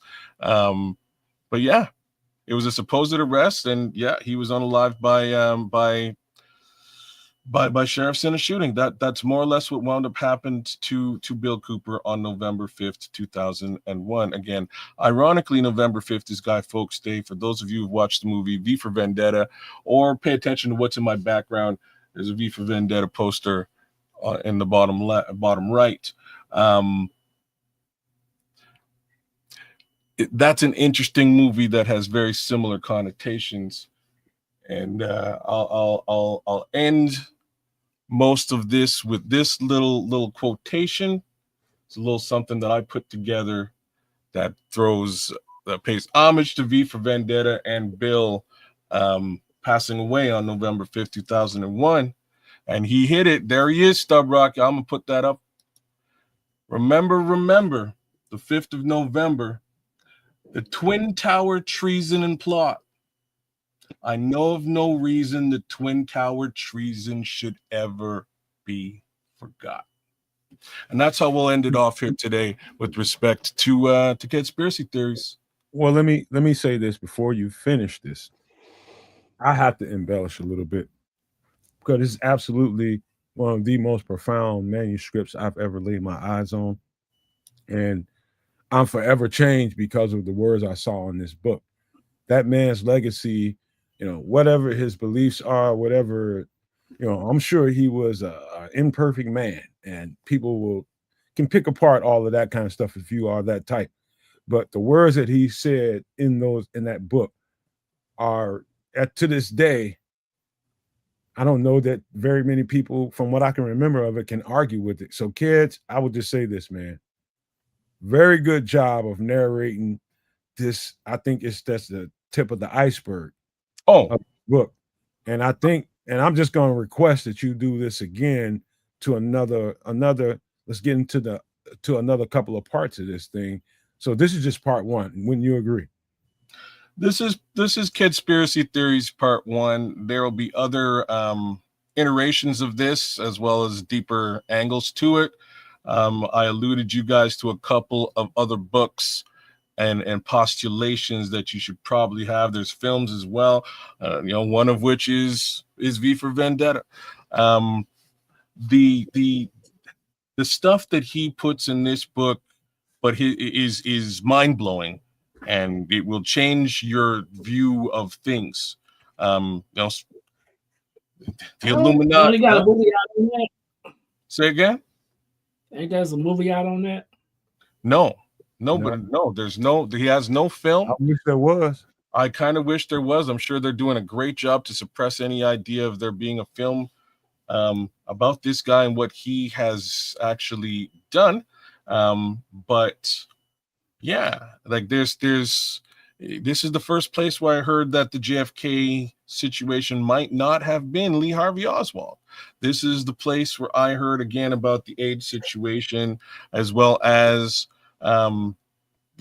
many different commissions, sects, and groups that may be in control or vying for control of all of us, and how we go to market on a regular. Who is they? I don't know. $1 million question, Crimson. Stick around. Let me chime in here, because I don't doubt any of this, but also, well, not care is not the right word, but I'm aware that things go on, above my pay grade, so to speak. Mhm. And it's like, guess what? I ain't got nothing to do with that. But guess what? Also, I do believe that people in charge lie to the people that they are in charge of for their own personal reasons, for a commitment to a cause like a secret society type thing. And then there's, your governmental thing. And when you say government, you just can't label it all government, because they're parts of the government or parts of people within the government that are pushing that agenda or whatever the agenda may be. Osama bin Laden, Saddam, all of those people are in not cahoots, but in the same circles as those in power all around the world, because power hangs with power. We ain't got no power, so they really don't give a shit about none of us. So we are the ones that just have to sit back and suck on it. Well, Are there no, things that's where that I are got happening confused. beyond what we know? Hell yeah. Is it possible, more than likely, that there is life beyond the stars? Hell yeah. Is it something that I'm concerned or really think about? No. So there's a portion of this. A lot of what you said is true. The problem is that, again, we are powerless as an individual. Triple R, you're powerless. Like, just kind of the way that it looks. But as a collective, you're not. As a group, with power, with numbers comes power. That's what Bill was trying to sort of do, and it was, let's let people understand that they're being controlled, so that they have that knowledge, and with that knowledge they can band together for some level of greater good. In today's world, you're right, I got to wake up tomorrow morning, I got to go back to work and do the darn thing, make sure my light bill's paid and there's gas in my car. But Right. again, with this knowledge, and when the knowledge is shared with others, they can sort of take a stock and look at it as well, and gain an understanding of what's happening above their pay grade. Recognize that things are being manipulated to somebody's favor. Again, the they that Crimson is talking about in the chat, that they, I'm not sure exactly what their title is. Bill does a great job in this book to point at 4 or 5 different potential days and amalgamate them together. There's other people who believe there's other days. What I can tell you is there's much deeper and more meaningful conspiracy behind all of that, as in, like, controlled, connected, organized maneuvers. And we're not privy to any of them. My thoughts at the end of the day is that they are trying to get rid of us to hoard resources. And I think that's a major understanding. The question then is, who's hoarding the resources and why? Well, before you give up the goose here, kids, let me slow you down and remind people that we will continue this conversation because it's worth continuing. And in the realm of this conversation, there's going to be a lot of what we call non-biblical revelation here. The eye-opening aspect of what this book brought to the people that have seen it is absolutely profound. And I've said this 3 or 4 times at this point, and I cannot express that more. This is a must-read book if you want to understand the goings on. So in this book, there's so many different layers to it. There's so many different aspects to what we deal with and why we see the things that we see, and to understand it all, the how he summed it all up and brought it together. I don't know that I've ever seen a human being. This is a former military member. This guy was in the military, so he was able to see some things that most people don't get to see. He was a certain class in the military. This is very reminiscent of a story we just got through talking about last week.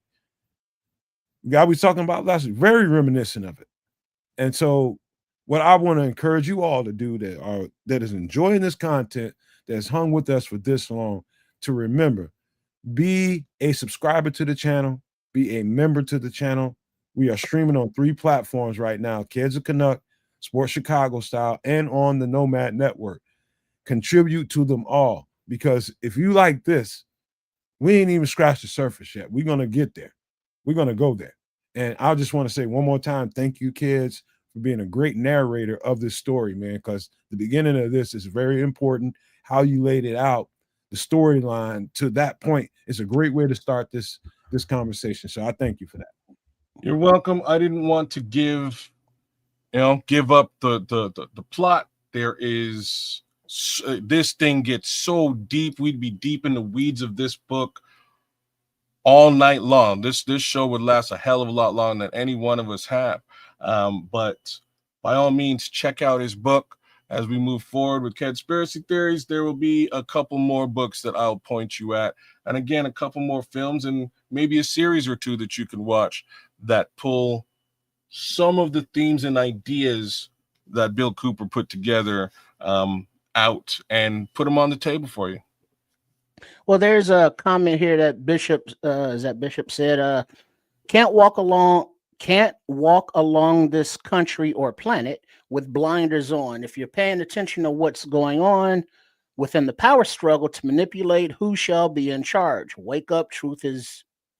Truth in his theory. Oh yeah, I totally agree. But I learned at a very young age of how full of shit people were, because let's just say a relative of mine would have a company, and the company were you know what an alderman is, kids? It's like a councilman for the city, like below a mayor, but elected for a certain neighborhood, let's say.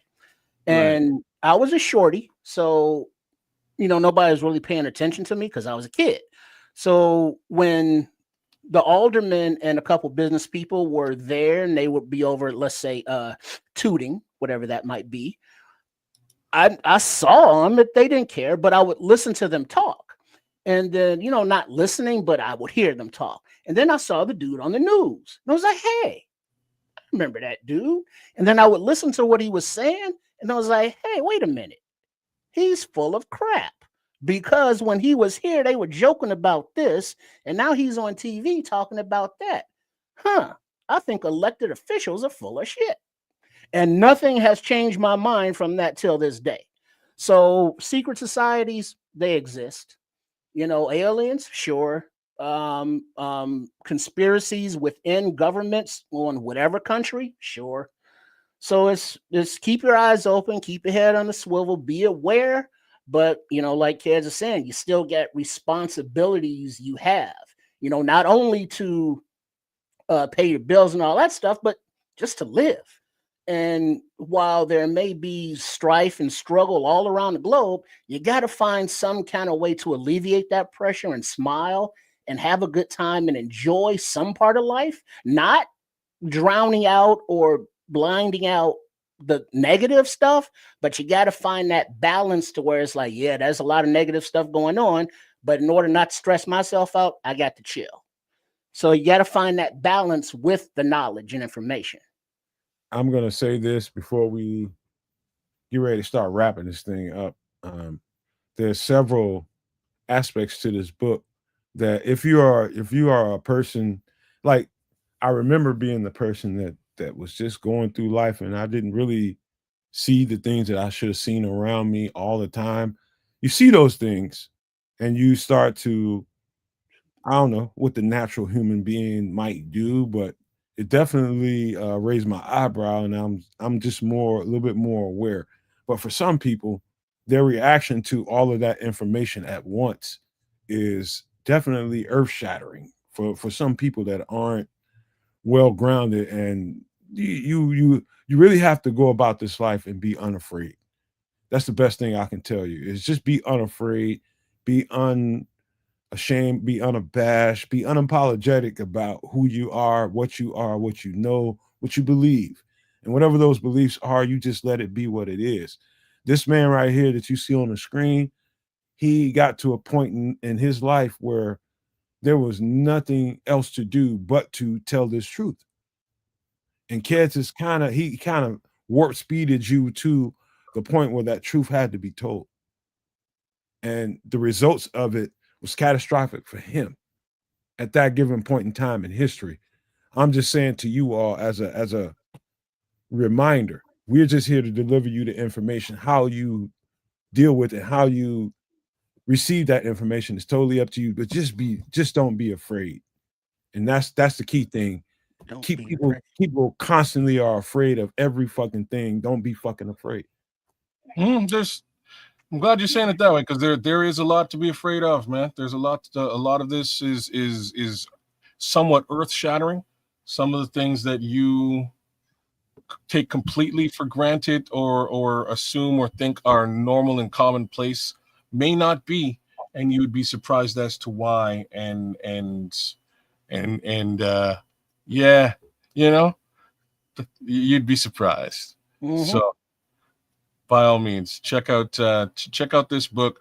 I'm not sure where I'll go next, but I have a couple of ideas. Maybe we might do the basic slide presentation, because that's the one that threw me for a loop. Hey, Stub Rock, where you at? Is Stub Rock, you still out there? Remember that one? Yo, me and Stubbs watched. That was before. Don't you always telling me don't go giving them shit you're gonna do. Just take it easy. Let's I'm just saying, see what we're gonna do next. we watched this one before we ever got this book, and that slide presentation is crazy. Yeah, there he is, Jordan Maxwell. There he is. There's so many other names we need to get into. So many other ones. This is just beginning. I told y'all this is very interesting to a lot of people. This is just we haven't even scratched the surface, man. Run a search, y'all, for Jordan Maxwell. He's out off the chain. Just run a search, Jordan Maxwell. He'll scare the pants off. We need to see likes and subscribes, man. Hit the goddamn like button. Yeah, man. Give us some love on all three of these channels, whether it's Keza Canuck on YouTube, whether it is Sports Chicago Style. My guy would definitely appreciate a little bit of love. Same with the Nomad Network right here. Let's also give some big love to the homie Terrence Williams for coming through and spending some time with us, man. Thanks for coming through, Terrence. Right on, Terrence. Yes. We appreciate it. You know that sign on the you ever seen that movie Final Destination? Mm-hmm. I haven't. It looked like that. It looked like that sign up there. Interesting. I'll have to check that out again. It's been a while since I've seen that film. It was a good movie, though. Definitely a good movie. Mr. Charles, hey, brother, he's in the list. He's so much more to come, Mr. Charles. I'm telling y'all, the people that really like this content, subscribe to the damn channel. He's in the list, and it's not just the one that I think you're thinking of, Charles. I just appreciate it's going to be two from this guy. There's two from this guy that need to be addressed. He just gave me another name. I see you, Scroll. Scrolls have been pivotal here. I'm finna write it down right now. I see it, Scroll. Look up Credo Mutwa. Interesting. All right. But yeah, Charles, we're definitely gonna talk about this guy, and there's gonna be two specific books that are of the utmost importance. One, they used to have in the Canadian education system. Then they pulled it out because the kids might be smart. Make sure to get that out of the system. Oh, there's the one I'm talking about, Crimson. There's the one I'm talking about. They say, Trips, kids, I do hold the rank of Inspector General, Supreme High Priest, General Elissimo, and Sublime Prince. I don't know what those are, but cool. If you ever really want to talk, he does more than spew out garbage. Oh, I think that's his Graham Poobah stuff. It's not just Graham Poobah, it's also 5% Nation. He's the good minister's a good minister, man. Hey, let's do this, man, because the show was so good. Again, I appreciate you guys for rocking with us, especially the Bears fans, and all of us mostly are Bears fans. There are people that come in that are here for the other content, man. And I just appreciate the people for rocking with us through it all, man. We have been here almost 3.5 hours now, and we've covered a lot of content, a whole lot of content. And I'm encouraged by the reaction we're getting. People aren't running the way they're running to it. And Oh, so, Patrick, we can't talk about stuff like that. This whole show will nah, explosion in the back. nah. That's what I. Once it hits its conclusion, Patrick, then maybe we'll give the results of it. But right now, we don't do politics or religion. Too raw, man. Too raw. No politics, no religion on this channel, man. Too many people get offended by it, so there's no need to piss people off. And there's other things to talk about other than that. Yeah, definite ways to talk around it. So we'll keep it moving. You guys. Maurice Cotterell Palenque. Oh, I gotta write that down too. I'm going to put a star on that one. We'll check that out later on. I'm not familiar with him at all. Animal Farm. I read that in 7th grade. Good book. Did you read it, Trip? Animal Farm, yeah, we had to. Great. You know, back then in education, we had reading lists that we had to read. Yeah. And Animal Farm was one of them. Same here, man. Same here. It is a beautiful book that I think everybody should read. I'm very glad that the American system had put it in there too. It was in the Canadian system as well. They forced me to read it in school, and it's a brilliant work of intelligence that I think we'll take a bit of a deeper dive into. Great. Awesome. I'm glad to hear that. Like, I won't be, you know what I mean? I won't be talking to folks who haven't read it.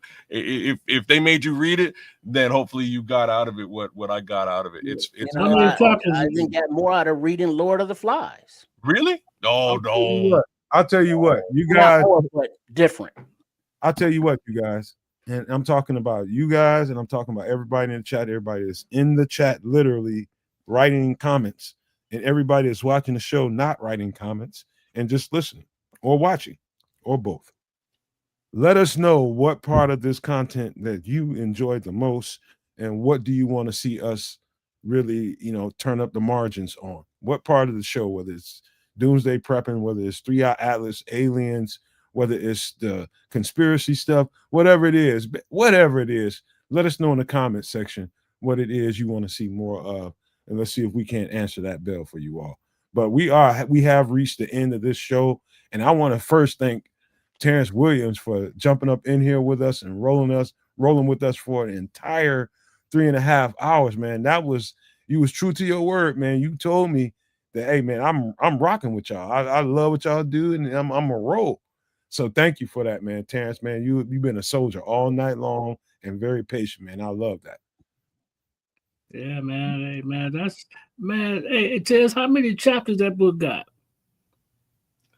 Oh boy, I can probably tell you because I actually have it here. So here's the thing, y'all. If you guys go and buy it, you will be flagged. I'm gonna say just the realest shit. The second what flagging means, man. Some people don't know what the hell that means. Okay, they will monitor your purchases. Okay, they will monitor your purchases and your doings. It's just a computer that does that. There's no individual person. It's just computers and algorithm that does that. We've got AI. AI can do it all by itself without the requirement of a physical human being to do it. If they then want to dispatch a human being, they can. You know what I'm saying? You got to go to a secondhand bookstore and pay with cash. That would be my suggestion, or borrow it from a friend, which is the best way to do it. The other factor is, I've seen it purchased since we got it in 97. The fact is, the entire back end of the book is gone. The way the book is structured, and I kind of skimmed over it. The book is structured with a preface, his quick little story. He gives sort of a postulation, which is just to be skeptical of everything. Ain't nothing the way that it seems. And then the remaining, 400 pages is literally documents that he photocopied and stole. Literal government documents that he just that are just in there. It's hard to read. It's tiny print, but it's all in there. The fact is, if you went and bought it at the store today, those documents, that 400 pages is missing. It's gone. They pulled it all out. So that's why they flag you then, because they don't want you to get there they don't want everybody to be educated. They don't want anybody to have access to that type of knowledge. right? They'll leave it at the story of Bill Cooper, how he got his leg cut off, some of the things that he found and questioned, and that's it. They don't give you the actual, hey, look, AIDS. Hey, You know what I mean? question, Kez, before we bounce. What year was it that they amputated the leg? About. Jeez. And how long was it that he I was believe that was in the 80s, I believe. So, but I mean, I'm still stuck on the point that you have secret societies that know that this dude knows stuff and give him a warning. Now, granted, the warning was a missing leg, but they left him to keep talking. And for the years in between, he didn't shut up. So it was kind of like, why did they do that? To have more information out there, it just seems like half-ass. Well, it's kind of where we are, though. Rabbit hole here. Just be careful here. Fair. It's just kind of where we are, right? They're not going to go out of their way to fully silence a single human being without a megaphone who's going around running his mouth. Because what is that single human being to everybody else? And the answer is he's nuts. He's a liar. That guy's full of it. He's just one guy. Oh, snap. He's got a book with full-on documentation that he's sending out to the world for the world to read prior to the internet. Oh, snap. We should probably suppress this guy. We'll give him a chance, but we will enact some heat here and see what happens. Oh, okay, well, it came out, but guess what? He's a liar. He's full of it. No one believes it. I would just say this, man, and we gotta, because this gonna carry us a conspiracy. Another hour or so. If we don't stop now, we're gonna be here for a little bit. Just telling you now.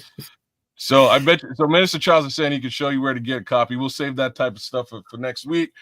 Same token, I have one. I was actually gonna load some of it up on the show here today, but the reality is we probably get shut down. That being said, brothers, beautiful now show, man. You guys understand why I look so forward to Wednesdays, man. Now you understand, man, because hint, kids, the Phil Snyder thing was to goad you into this. Oh, really? Well, there you go. Yeah, I had the, and Trips. You could have just asked me. And Trips, I wanted to do more doomsday prepper stuff for you because I know your mind really likes that space. And just like my mind likes a certain space, and I really get into stuff, I want to see y'all get into stuff too as we branch out into other content creation, man. I just love the fact that y'all are engaged right now, man. And again, Terrence, thank you for being here, bro. Thank you for being here. But let's give some shout outs, man, before we start talking about another subject that's going to cost us another hour. So big shout outs to Keith in the chat, Lord Crimson, my guy Minister Charles Johnson, Mr. Mayhem's out there as well. Creature Culture was all over most of this conversation. Same with Patrick Higgins. Stub Rock, my dude, man, my MC dude, man, good friend of mine, living it up in T-Dot. Shout out to Stub Rock, man. Mad love to you, sir. Who else is out there? I know AC Adam was with us for the better part of the night. There was one account that I kind of wanted to give a shout out to. This guy came in. Space Time, shout out to Space Time, shout out to Quatu. This guy kind of came in. He was like, damn, I came here for Bears talk, but this is awesome. Shout out to Cornholio Beavis. Mad love to you, sir. Who else is out there? I did say AC Adam for sure. Where's that account? It was like Hell Horse Media. Shout out to Hell Horse Media. Shout out to Liberty's Outlook. Who else is out there, man? Whole bunch of folks here tonight, just sort of enjoying a little bit of a different show. Cornell Bryant was with us tonight. Smitty Q. Who else is out there, man? All kinds of folks, man. Shoot. White G. Big ups to you. Alan Pena was with us tonight. Louis Cardio was with us. couple more folks we're definitely here too that I'm missing out on. Bears Capo, thanks for being thanks for signing up, man, giving us a like, share, subscribe, and a real subscription here to become a Super Nomaniac. Big ups to Melon Smasher. He came in, dropped a couple of bombs in the chat. Hawkeye was with us too. I think that's about it. Yeah. There's actually a whole bunch more, but I ain't gonna go through everybody's name. Big ups to all you guys. Thanks for joining us. Thanks for enjoying Conspiracy Theories episode 1. Bears versus Minnesota. We're gonna be doing it again this weekend live with the show. Calling the game will be my guy, my brother from another mother, Triple R, with me right beside him, and Nomad. I wish didn't eat all that goddamn meat pie like that. He'd probably be more talkative, but That's okay. I'm cool with you tonight, Trip. You was good. No, okay. I talk when it's my turn. You know, we got company in here. You know what I'm saying? So got to be nice. Hey, don't be shy. I'm on here. I'm fitting in. right on TDW. Don't be ashamed. Hey, it is what it is. I was just being modest. You know, that's something I'm not really used to, but I try. Those initials are actually funny for a whole other reason. Triple R. Yo. Take us home, brother. Oh, yeah. Shout out to everybody on the panel. Shout out to everybody in the chat. Thanks for tuning in and the conversation as always. Oh, and a FYI, the Giants Bears game wrap up is debuting premiering in 45 minutes at Sports Chicago Style. So if you're still up, which you are or will be, please make sure to tune in and show Coach Tripping, Chef Trips, and some love, as well as their individual channels. We do appreciate the support. So that is at RRSCS, that's Sports Chicago Style. Then it's at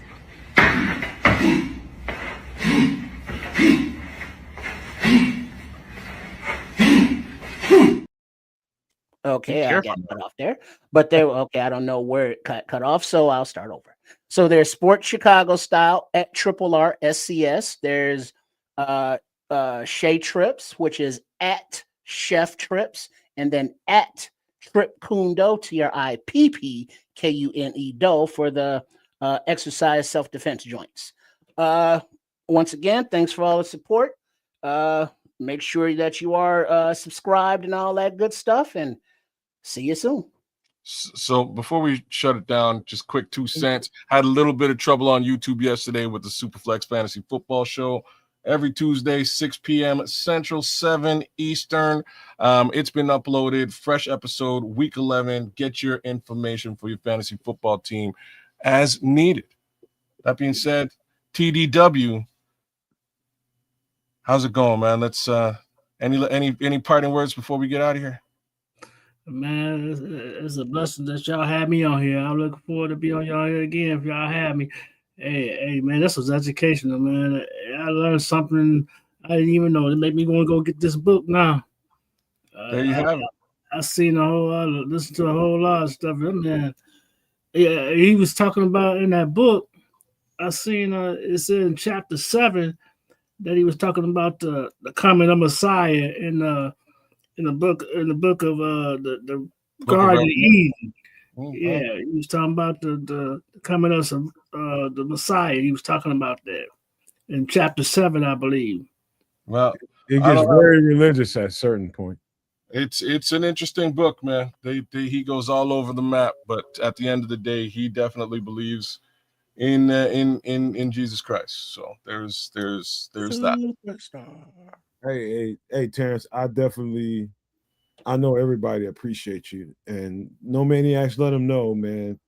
He came on here for the first time. This is his first time. I think this is your first time doing a podcast. Am I right?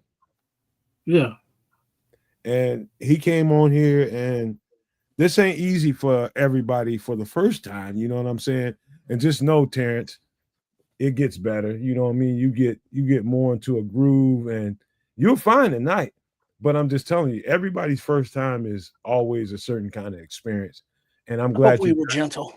Yeah, I'm glad you got it with us, man. I'm glad you got it with us, man, because it's real here. It's very real here. And we just gonna love on you anyway. You know what I'm saying? That's because that's what we're supposed to be doing.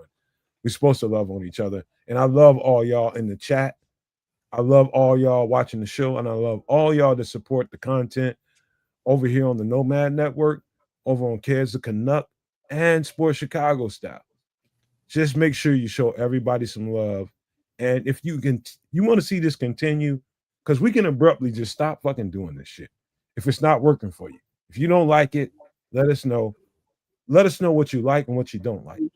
Don't do that. Don't do that because you got all these block boys is hooked on clicks. And remember they was bashing Caleb, but now everybody want to get on the bandwagon. Call it what it is. Keep on being what you been, because the guy had to learn 2 offenses. He had to learn 2 offenses, and he doing a doggone good job. Too many quarterbacks can't do it. That's true. And one thing about us over here, you'll love us or you're going to hate us, because we're going to just call it balls and strikes right on down the middle.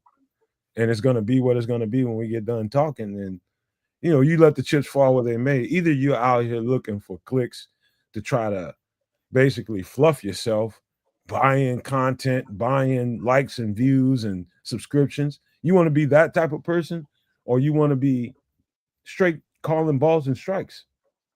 And I'm good, and I know most people over here are good with just calling it the way it is, and whatever you're supposed to have, you're gonna get in the first place. So you just don't worry about that kind of thing. You just call it how it is, and let the chips fall where they may. Mm-hmm. All right.